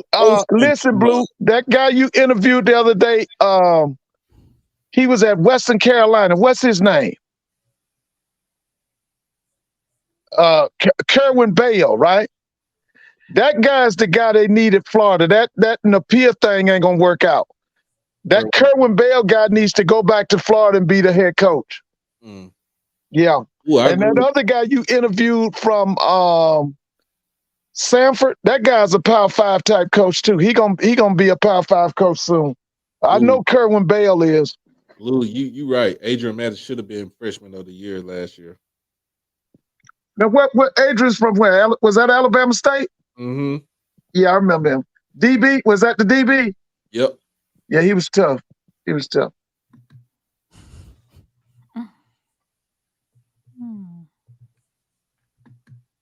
So what were you saying about our AD? I just knew that he wasn't gonna go nowhere. I just knew in my heart of hearts, I just knew he wasn't going nowhere. And people want him to leave out of the SWAC, just out of Jackson State because they don't want to see Jackson State succeed. But let him go back. If he would have went back to Prairie View and continue with the stuff that he doing at Prairie View, that Jackson State that he doing at Prairie View now, y'all would be sick. Y'all would be. It's a lateral move. He doesn't need to be making lateral moves. He needs to be making moves upward. Oh, Jackson State is upward. That's what I'm saying. But to leave Jackson and go to Prairie View, isn't that a lateral move? Yeah, he's also the vice president of the school too. So y'all got to remember that. Yeah, that's what I'm saying. I didn't. Now I'm gonna be honest with you. When Prince did make that report, I was like, okay, he might be leaving. But I thought that was not a good move. Why would you go? You the AD at Jackson State, then you're gonna decide to go to you're gonna be the AD at Prairie View? That's not. His next move is to be the commissioner. If he gonna leave Jackson, he should be the SWAC commissioner. Yeah, I feel like he'll be he's trying to move up. Yeah, that's his next move is up.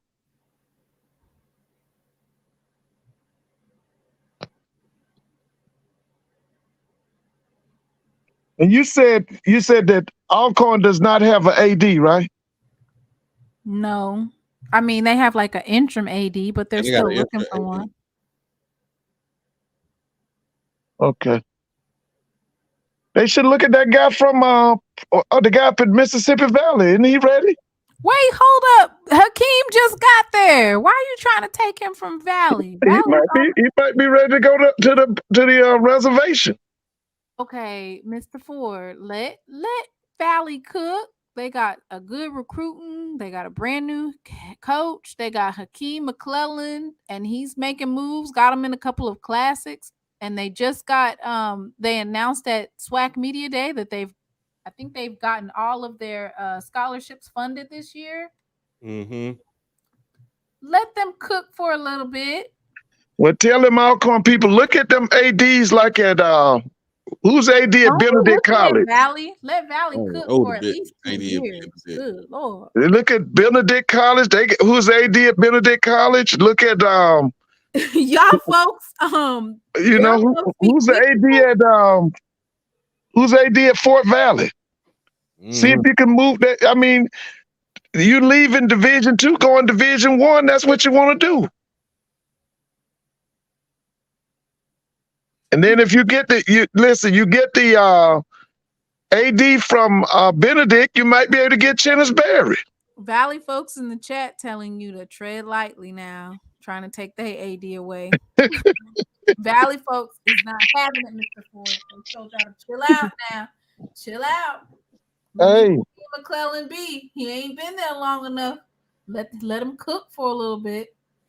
Well, like I said, go look at one of them ADs in the CIAA or SIAC and bring them to Alcorn. What kind of changes? I mean, he did just say they're getting ready to get a new gym, a new field house, so they're making moves. That's at Alcorn? Yeah. Mm-hmm. Okay.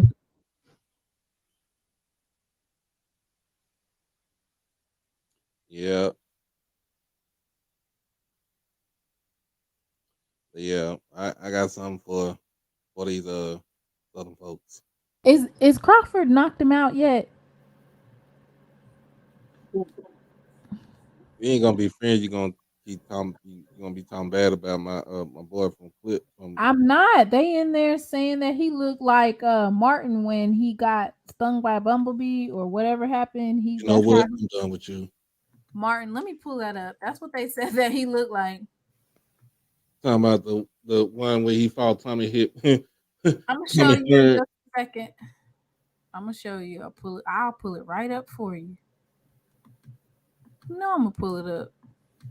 Oh man, they said they got him, boy. I don't know what you're gonna. Sheesh. Hey, Charles Edmonds said something real interesting today on Carlos Brown's show. And he was saying that the SWAC Media Day should be 2 days. I totally agree. Yeah, he said that. He said it should be 2 days. And I feel like there should be kind of like a media mixer the night before. Right. just so that you'll be able to meet with folks and kind of like network and stuff like that. Unless maybe they're bougie. Maybe they don't meet with other folks. I don't know. Maybe they don't actually do that. Now the SEC, theirs is what, 3 days or 4 days? SEC is like 2 days. I don't know. Because the way they would do it if the SWAC goes to 2 days, that means what you'd have six teams Monday and 6 teams Tuesday. But then you would, I don't know if, see, the only problem with that is we don't know if they would make that kind of commitment. You know what I'm saying? Yeah, that's what he was saying. He was saying that he didn't think they would. About ESPN. ESPN's not going to make that type of commitment. You know what I'm saying? So, I mean, which if you're going to have the other media on the other day, then maybe that would make sense. But I don't think that ESPN would commit to it. Yeah, you got a point there. So if it is going to be 2 days, it would have to be. Somebody said this is not it's not a fashion show. It's football.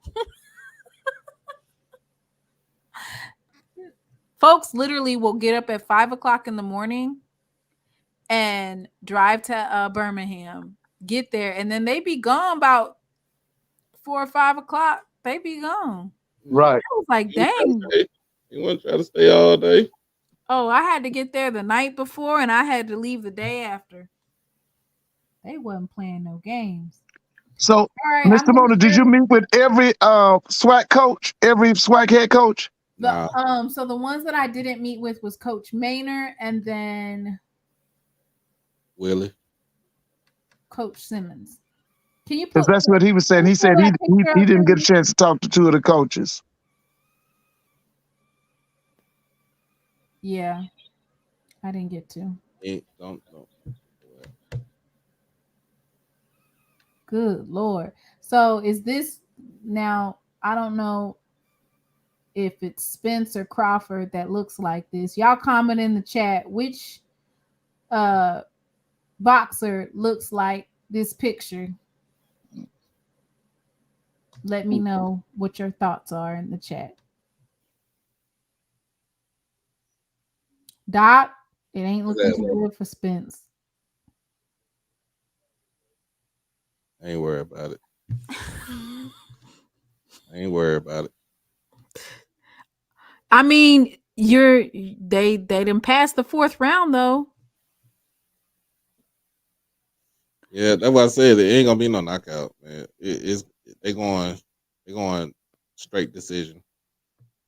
Doc, what division is not this? making it to 12 rounds if he already looked like that? Huh? Welterweight. Welterweight? Welterweight, yeah. Oh, you must don't watch boxing then, because shoot, you could look like a slab of meat and still go 12 rounds. Yeah. He not gonna get. He can't even see. His eyes is. You ever seen the movie Eyes Wide Shut? I've seen the movie. That's a good movie, ain't it? Eyes Wide Shut. I'm not trying to make fun of Spence. I'm sorry. I know that you wanted him. Yeah, but he went through a lot because he was in a car accident in here in Dallas, and he away from boxing for like a year or so. And I just want to sound like self-inflicted wounds to me. Nah, that ain't no self-inflicted wound right there. When your car flipped by 11 times, ain't nothing self-inflicted about that. Hey, now Doc, in 2024, do y'all go to FAM or FAM comes to Jackson? I think we go to FAM. I think that's we go. You talking about for a home game? For football, do they come to Jackson? I think FAMU's home this year. No, he talking about next year since we 24. Yeah, 2024. Right. So if FAMU's home this year at the Orange Blossom Classic, doesn't that mean that we'll be home next year? They come to us. Yeah, they come to us. Okay. I thought it was. Look, I thought it was. Dang it. So they come to Jackson. Yeah, he come to Jackson. At the beginning of the season, the end of the season. You know what? They might try to switch it up, Mr. Ford. It'd be in the middle of the season. Middle. Okay, that would be good. FAMU kept on complaining about not having a home game, so we'll let them schedule WCC Community College, whoever they want to play in the beginning of the season, and then they can come see us. Well, I got something for Southern since I got Southern folks in my chat. Southern people don't need to be on you; they need to be on Dooley. Hey, I'm gonna need y'all to hold this L.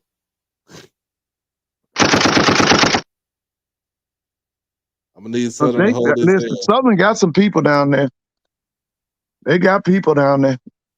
Well, the biggest thing is that quarterback. When I asked Dooley about his offense, he said I asked him about changing and switching up the offensive scheme, and that interview, of course, will be dropping soon. But he basically said that the offensive scheme works. We just need to. Oh, it does. It does.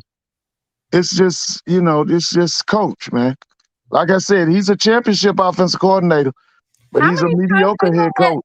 How many times they gonna let Spence fall before they wave the hands? They ain't gonna wave the hands, sure. It ain't no three fall count. He's busy. Hey, Doc, what you think about that early game of Alabama State and Southern? Who you got in that? You see that you ain't? Oh, you on your phone? Yeah, I'm on my phone. Look at this picture right here. It look like Mona, he you got see this Southern picture? losing. He got Southern losing. You see this picture? You got Southern losing in Montgomery. Hold this L. Hey, I ain't know Jordan was Lacumba the Jaguar, so I need them to hold this L. So you got Southern losing in that first game. Yes, Southern losing in the first game. Ooh, the Rangers land 3-time Cy Young winner Max Scherzer in trade with Mets. Oh, he'll help y'all. He'll help y'all. He'll help us since what's that dude's name? Jake DeGrom is on IR. Yeah. At one time, he was the best in the league. Mm-hmm. Yeah. What's wrong with DeGrom? Oh, he had Thomas John surgery. Oh, so he out for the year. Yeah. Yeah. He might not come back to the middle of next year. Oh, Jesus. They say Spence getting. You know what? We still love him down here in Oak Cliff. Dang, he's down again. How many times they gonna let him fall? They must got Vegas must got it like the 8th round or something, because there's no way you're falling that many times. Stop the fight.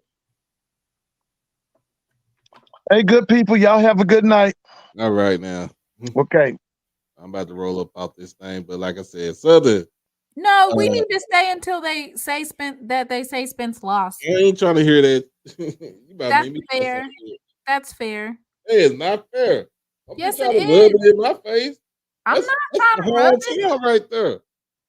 Listen, that's not fair reporting.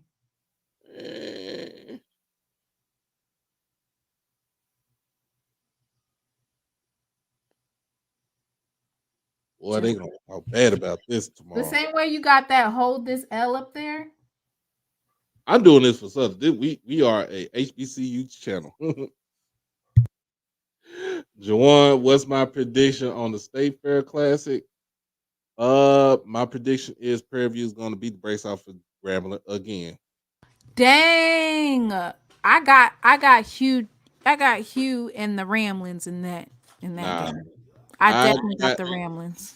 I think that Hugh is going to go on a defensive tear in the West. I got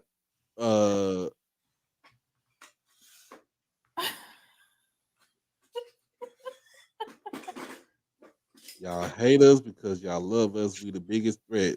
Is this Boy, the person that we dropped eggs on last season? man, that pea shooter that they got down there in Baton Rouge, Who's the pea shooter?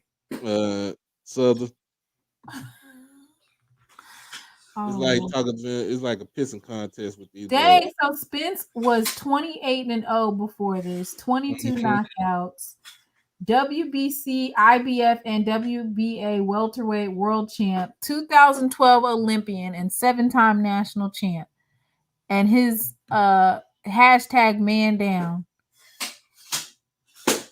He gonna ask for a rematch. I wouldn't give it to him. I beat your behind. he gonna get that rematch. The rematch, because this is the first time they ever fought. That rematch is gonna be better. And the only reason why I feel Why is like he gonna give him a rematch though? because he want his belt back. Father first, 3-time WBO champion, 2-time lineal champion, undisputed champion, Terrence Crawford. No, I'm saying, why would Crawford give him a rematch? I didn't beat him. It's gonna be if they got a contract. They gonna ask for a rematch. What kind of Somebody lose, contract? but somebody lose. If either one of them lose, one of them gonna ask for a rematch. Crawford is And putting on a clinic. Why would you rather? Why would you ask for another Why would you ask for a rematch? Here you go. Rematch is another payday. All to get that behind whooped again. You never know. All different. Who is the head coach for the women's basketball coach for FAMU? Because I didn't even see that. Well, you know what? There was a little bit of pushback. I'm gonna pull her up. They felt that it should have been certain people chosen, and you know what? I don't think I'm gonna pull her up. The new head. Dang, do they even have it? Do they got the head coach on here? Y'all didn't put out no press releases or nothing. Is it Shallow? Oh, it's Bridget Gordon. Bridget Gordon. Yeah, let's see. Never heard of. What happened? I ain't never heard of it because Shalon Pillow. I heard of it because she played for Tennessee. She played on the Pat Summit.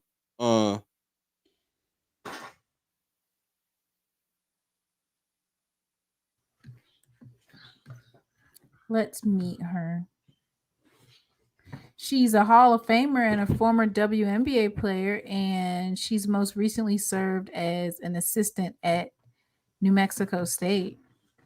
Oh, okay. Yeah. She's well connected to the basketball community.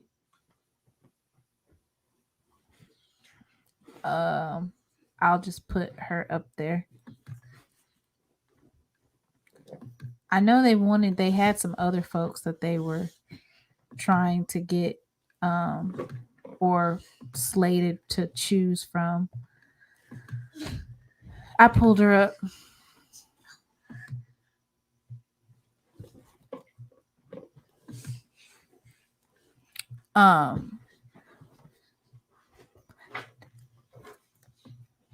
I'm glad they went ahead and did it.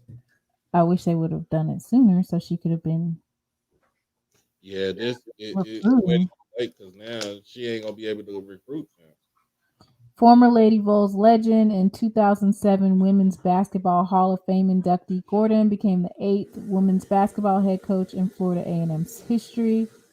She attended the University of Tennessee from 1985 to 1989, where she played under the late great Pat Summitt. Mm-hmm. Gordon went to 4 consecutive Final Fours and won 2 national championships, one in 1987 and one in 1989. A Final Four MVP in 1989, SEC Female Athlete of the Year and Player of the Year, 4-time All SEC First Team Selection. She won a gold medal for the Team USA in 1988 Summer Olympics. She played professional ball in Italian and Turkish leagues overseas. She also played in the WNBA for the Sacramento Monarchs. from 1997 to 1998 before ending her playing career in 2000.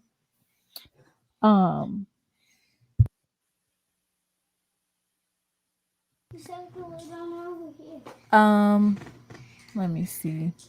It says she began her coaching career in 2004. She was a recruiting coordinator at Stetson University. She became a scout for the WNBA in 2006. She has a lot of experience. Okay. It's that Tennessee pedigree is gonna be great. Her official start date is on my birthday, August 14th, 2023. So she's got a couple more weeks. So that sucks that they waited so long to hire her, because now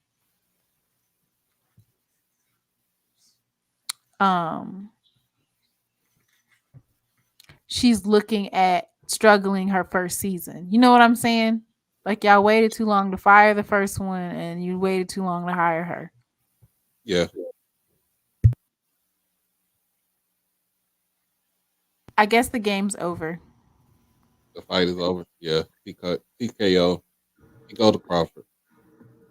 Well fought. Well fought. You know what I'm saying? Still got love from my boy Errol Spence. Just When was Crawford? I mean, did Spence even pinch him?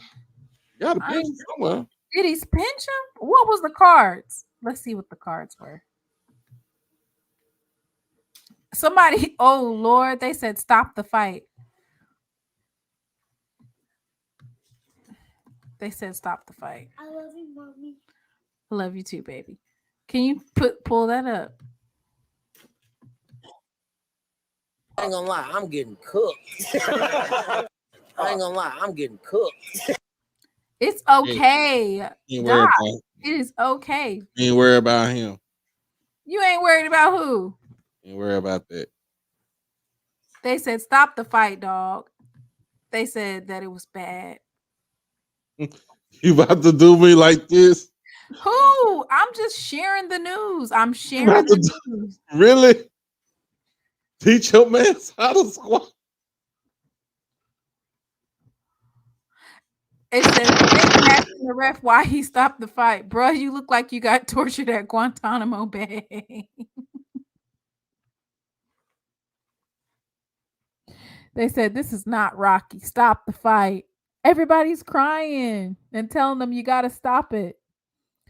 They gotta stop the fight, bro. This is sad. He's gonna get permanently hurt. Oh Lord. I ain't trying to be petty. Throw in the towel. Stop the fight. Why you take the pictures off? You being petty. You ain't gonna have. You ain't gonna be him.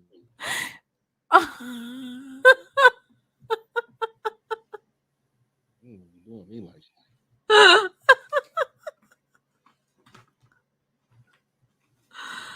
Oh Lord. Okay, I'm gonna stop. I'm done. Mm-hmm.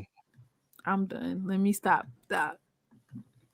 I don't. Me personally, it didn't matter to me either way. But all they said was stop the fight. Stop the fight. Listen, you said that they're gonna do a rematch, so greater later. At least he'll be able to look at his film and figure out what it was. But they are going that stop the fight did go viral.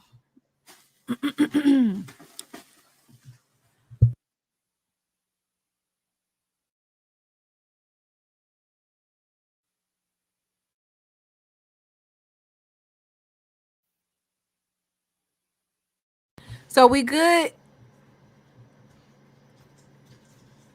Miss Avis said Pillow was better. You talking about the coach that only won 4 games? Spence needed a better defense. You better learn how to bob and weave. Bob and weave.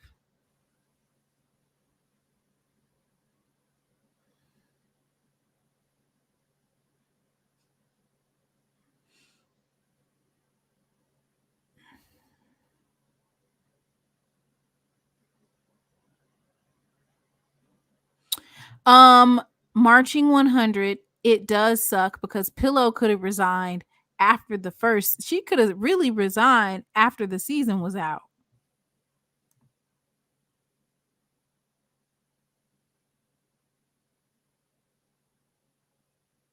Oh, Jesus. You are upset about this loss. I hope you didn't put no money on it. I You ain't put put no money? money on it. Nah, Huh? I ain't put no money on it.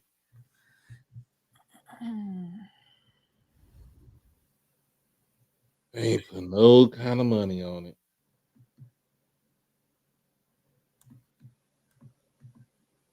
Well, that's good because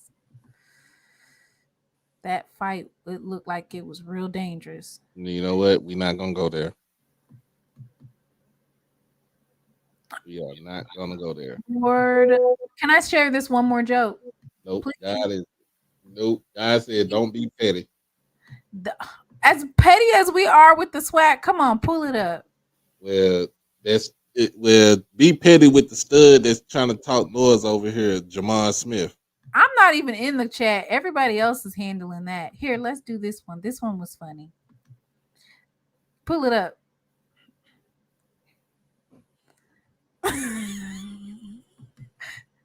Folks was like, stop the fight. The referees. I'm done.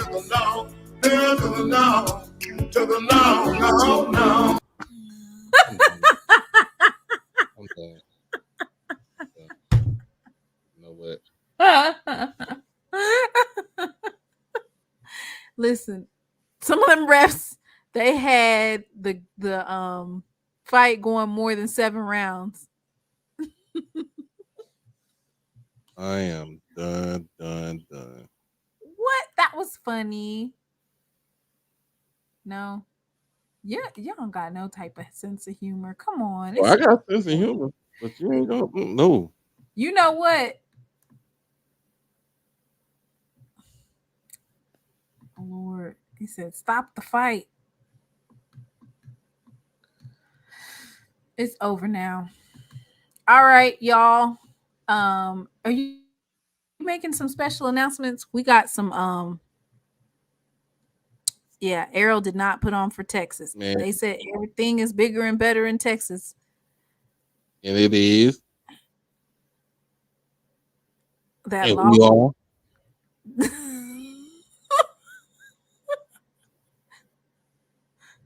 Don't be trying to talk down on my state. I'm not gonna talk about Texas. Ain't never gonna get knocked out. He got knocked out. He got knocked out. I will never get knocked out.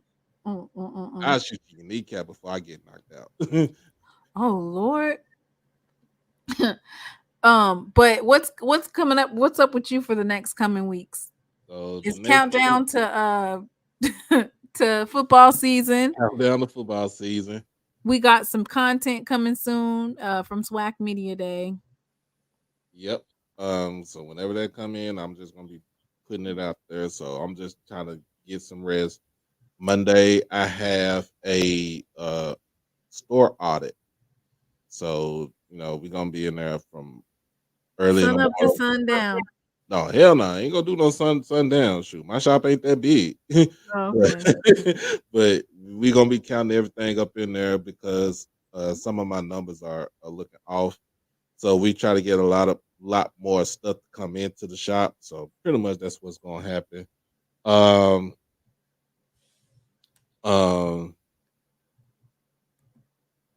After that, man, I'm just taking a rest, taking a small break, and getting everything settled, and then get some more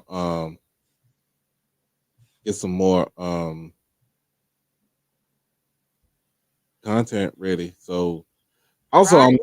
I'm started looking in. I'm trying to look into. We got to form trying to form an LLC. So. Okay, big things. Good Lord, that chat is off the chain.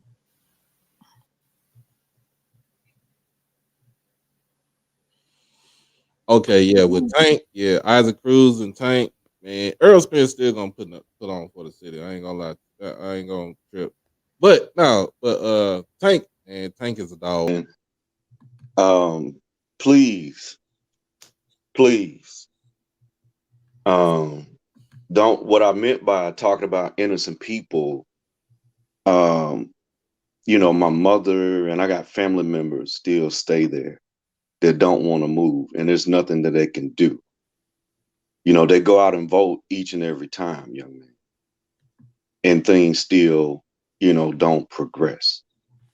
So, what I mean by innocent Black people, they are people that look just like you, young man. They can't help the way things are. They are college graduates and all this and that. But please, young man, don't take it there. This is just football. This is just smack talk. Just like your boy Adrian Crook, he spreads a bunch of I'm coming back. innuendos. A bunch of innuendos. He talks about the water situation, the potholes, and the he talks about how Jackson State doesn't own their stadium. But see, let me make one thing clear. A lot of people in these chats, their college degrees are verified. Okay? I understand this that college degrees are verified, but these hands are certified too. And I get that, and I get that, and I don't want, and see, like I said, I and young Mr. Smith, I had made a joke about Southern and how y'all are. It's like, you gotta, you coming with the as the young people say, the smoke. What for? Over a football game? Over a football game. Now let's talk facts. You're saying that you beat Jackson State 10 times or whatever. How many SWAC championships were won when y'all beat Jackson State 10 times? One. When Jackson State beat y'all, it's been 2. You don't have to go to college to know that 2 is better than 1. You see how that smack talk is right there? That ain't hurt nobody. But see, when you're talking about innocent people, now you're stepping on my toes. Because my father was an elected official there. And that's not cool. And I'm letting you know, you can go put it in whatever chat you want to. That's fine with me. That's fine with me. Cause But at the end, no, see this. I'm talking. We're gonna have to stop this stuff. Yeah, We're gonna really have to stop this stuff, man, because these young people gotta understand that those people there in Jackson, Mississippi, cannot help the way things are. So stop it. Nah, I ain't gonna mess nothing up. Cousin Los, I ain't gonna mess nothing up. Nah, I'm just saying like this: when you just come at me, or you come at my co-host, or you just come at anybody that come on my show, or anything like that with some foolishness, and I don't never see you on here. I never seen you on here. Yeah, I check out the other show. You on there, but I ain't never seen you on my stuff. And you can respectfully get off my stuff. And if you really want to get, like I said, if you can talk bad all you want to. And my whole thing is I'm trying to run. This is my business right here. Outside of what my regular job is. This is my business. We built this. Me and the wife built this from the ground up. I'm the only thing about between my wife helping this out, doing this, is the fact that my face is plastered on the camera. My wife is the one that's doing the behind the scenes. We built this from having 11 subscribers all the way up to close to 1,900 people. And for you to, you could, like I said, when it comes down to football, when it comes to sports between our institutions, I had no problem with that. But like I said, when you start going into that other realm, talking about other things that you had no right or no business to talk about, then that's when I get upset. I'm just saying, because like you said, yeah, it go in one ear, but it ain't gonna come out the other. Because I listen for everything. Yeah, but I ain't look, got I'll to, be in the I chat, ain't got man. to. Y'all be good. And like I Yeah. said, man, I'm proud of y'all. I don't mean to Well, cut you off. I'm very proud of y'all. Y'all keep keep all the great journalism, because a couple of my colleagues, we were laughing just here yesterday about that PV situation. So that was really funny, you know, and that young man, Mr. Reed, you know, that's a whole nother story. But keep doing what you're doing. Keep covering things that you're covering, but just as a culture, please let's not do that anymore. Please let's not do that anymore, because there are a lot of us on here that are in financial situations that we can make the change, but that other side don't allow us to. So right. please let's not ever do that again. Please, ma'am, please, sir. I It's, understand. I know the young brother crook and things of that nature, you know, and I get it. That's why a lot of times he gets ignored because of how he thinks and what he says. And with me, hell, I was an English major, how he types. So, you know, I'm looking at stuff like that. But anyway, that's a whole nother deal. But like I said, y'all keep doing what you're doing. Just know that we love y'all. Know that we love all the HBCUs. But please stop the damn worded violence. Please, we don't need that right now. It's people down there struggling, man, because you got to understand that I had to go down to my mother's house for a whole month to go burn garbage. So, you know, when you start talking about stuff like that, just please have some empathy for the people that are there. yeah. Please. And Thank y'all. thank you. And I'm gonna say, I just want to wait because go I'm ahead. getting ready to get off of here. Yeah, go This is ahead. what I will say regarding what you're building here, what we have together, as far as people that come and watch our show, and um, we both built our platform from the ground up. Yeah. We have roughly 200 folks. At one time, we had about 200 folks in here on a Saturday night watching us talk. So there's nothing that you should, as far as like letting people get to you or whatever. You just gotta make certain people your mods, because I honestly I do not look at the chat. Well, Whitney, Mr. Carey, they do a good job of just getting them out of here. Like, I don't even know who's blocked and who's not blocked because they take care of the chat for me. Anybody over there talking foolishness and they're blocked or muted. And so that sometimes that just needs to happen, because folks are going to try to get under your skin because they want to see you off your square. and I'll never be off my square. I'm and everybody know, everybody, what I'm talking about. Yeah. So but my Lord, whole always, and you just, folks, that's another thing, is sometimes you have to not entertain other people's spaces where ignorance and name calling and talking bad about people is going to flourish. You just don't even go to those types of spaces, because those people that's what they get off on. That's what people get off on. They're gonna get off on seeing you off edge. You just don't want to treat I got it. Nah, bro. Look, I'm gonna just say it just like this. I But I'm just don't getting ready condone. to I get just off don't. here. So I y'all just have don't a good evening. condone. Yeah, I just don't condone none of that stuff, man. So like when like my thing is I talk noise too. Don't get me wrong. Yes, I was talking noise. So, but when it gets to that point, I don't want to get to that point. And I'm the type of person, once I get to the point, when I get to that point, it's hard for me to come down. And let me get my uncle right here, Uncle Willie. What's going on, Uncle? What's going on, Doc? I'm good.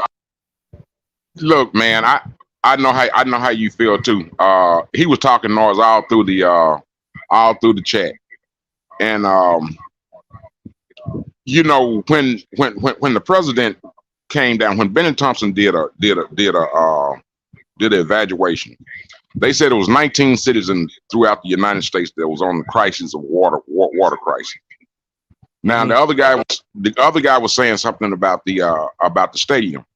We can't help that we got racist ass people here in Mississippi that's constantly underfunding the city of Jackson. I live in the city of Jackson. I pay $4,000 of ad valorem taxes every year. Been doing it for the last 40 years. But we can't make them do what they don't want to do. They talk about Jackson State don't own their stadium.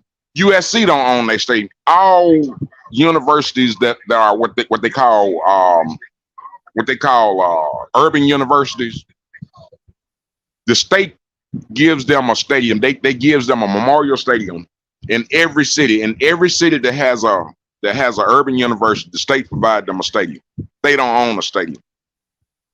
Jackson State is an urban university. They can't. It's almost impossible for them to have something on campus. And I hope it don't go that way. I hope they tear down the Metro Center. I hope something would happen. But I heard they supposed to be doing some things over there. I think that's a lawsuit. Really, I believe that's a lawsuit because during the Ayers case, that was supposed to have been settled. That's supposed to have been Jackson State's property. Now they come back years later with Taylor Reeds and all these different people, and they want to go and do something different. I believe the state need to be sued for that. But that's on down the road. But Southern fans, I just want to let Pomona, I just wanted to let her know that Southern fans are just some mess ass people, and they always do. When I was in college, when I was going to Mary Home, it was two guys from Baton Rouge. From Baton Rouge used to talk noise, and we came to blows. I ended up knocking homeboy tooth out. I'm not proud of that. I'm not proud of that. But what I'm saying, they are some messy people. There's some real messy people, and I understand why you got upset. But I was hoping that you wasn't gonna go all the way off, Doc. I'm here for you, brother. I know how you feel. But that guy was talking noise throughout the whole thing. I just wanted to say that, you know. But we're gonna see where those haters are. After, like I said, after the 5th game, you ain't gonna see none of them haters. None of them. None of them. You ain't gonna see none of them. You ain't gonna hear no talk of them. People love to hate on Jackson State. Ever since I've been around to know, people always love to hate on Jackson State for some reason. Right. For some reason, it's all jealousy. But bro, just hang in there. And I was pulling for Earl Spence too. But you know, like I said, Pitbull, he's one of my favorite fighters. Although he's a Mexican guy, that joker is hard as stone. And he the only person that he had knocked out or Tank had knocked out was him. He was the only one that took Tank to the distance. And that joker just can fight. He just reminds you of a Mexican Mike Tyson. Thank you for taking my call, Doc. You good, man. And just hang in there, bro. Just hang in there. Just hang in there. I love y'all when y'all be on. You just haters just gonna be haters. Thank you for taking my call, Doc. Now you good, Now we gonna end this for tonight, man. I appreciate everybody for going 0 dark 30 for a week. Just come up with any kind of new, I ain't gonna say new material, but just to get some good info. Just good, some information and all this stuff like that, so we can get going for football season. But other than that, man,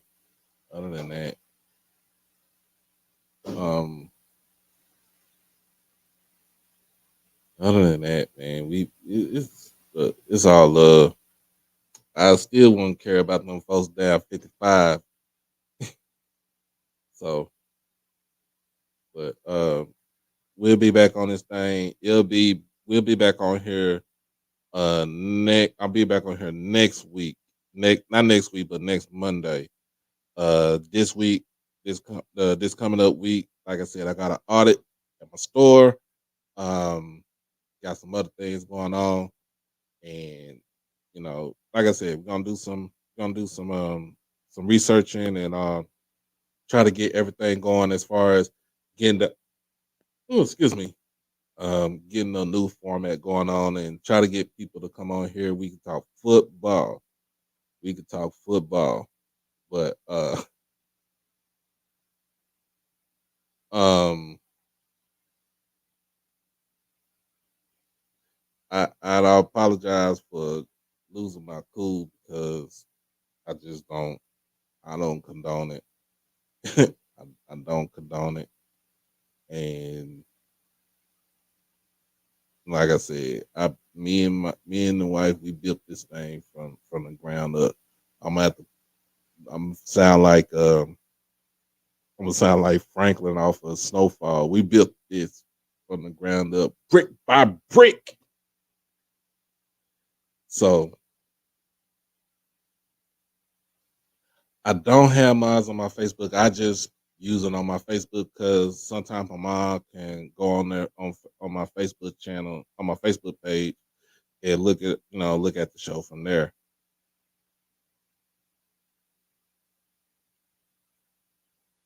Um, so I uh I'm good, y'all. I'm good. I'm good. So um, other than that, man, but appreciate y'all. We still doing, like I said, we still take donations. If you haven't donated to the cause, um, all donations can be sent to the Cash App. Um, doesn't matter if it's 5, 10, 20, 30, whatever, however much you want to send to the Cash App for the donation. Um, is more than you're more than welcome to. Also, too, it's also, like I said, this goes back to the channel. It doesn't go in the pockets. It go back to the channel. It's to make sure that we get everything straight for the channel and stuff like that. But it is almost been on this thing for almost 3.5 hours. I didn't plan on going on this long, but as always, man, this has been HBCU Saturday Night Live with Doc and She Loves D in conjunction with HBCU Overdrive and She Loves D podcast. Make sure that you like both streams. Make sure that you comment, share, and most of all, subscribe to both streams. Make sure that you become an exclusive member to HBCU Overdrive or to She Loves D. Get all the perks, get all the members' perks, and everything else. If you want to, once you become a member, we'll start going to do um once you become an exclusive member, and I thought about this too. My what I'm saying, I will be coming out with uh a newsletter for the channel. So I will be coming out with a newsletter for the channel. So I'm getting back into my writing skills. So see how we do with that. And it will be through you can email hbcuoverdrive@gmail.com. So that's pretty much where everything is gonna be at. But until then, uh y'all be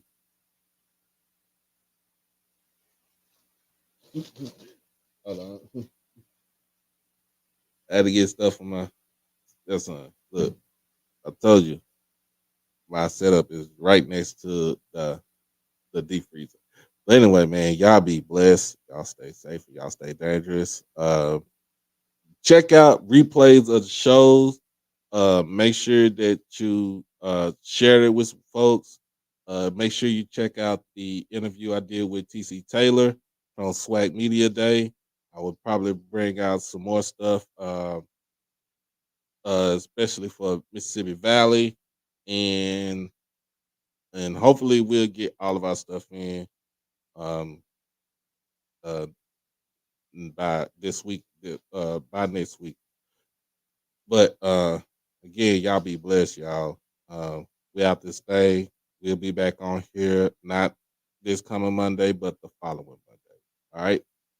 Peace.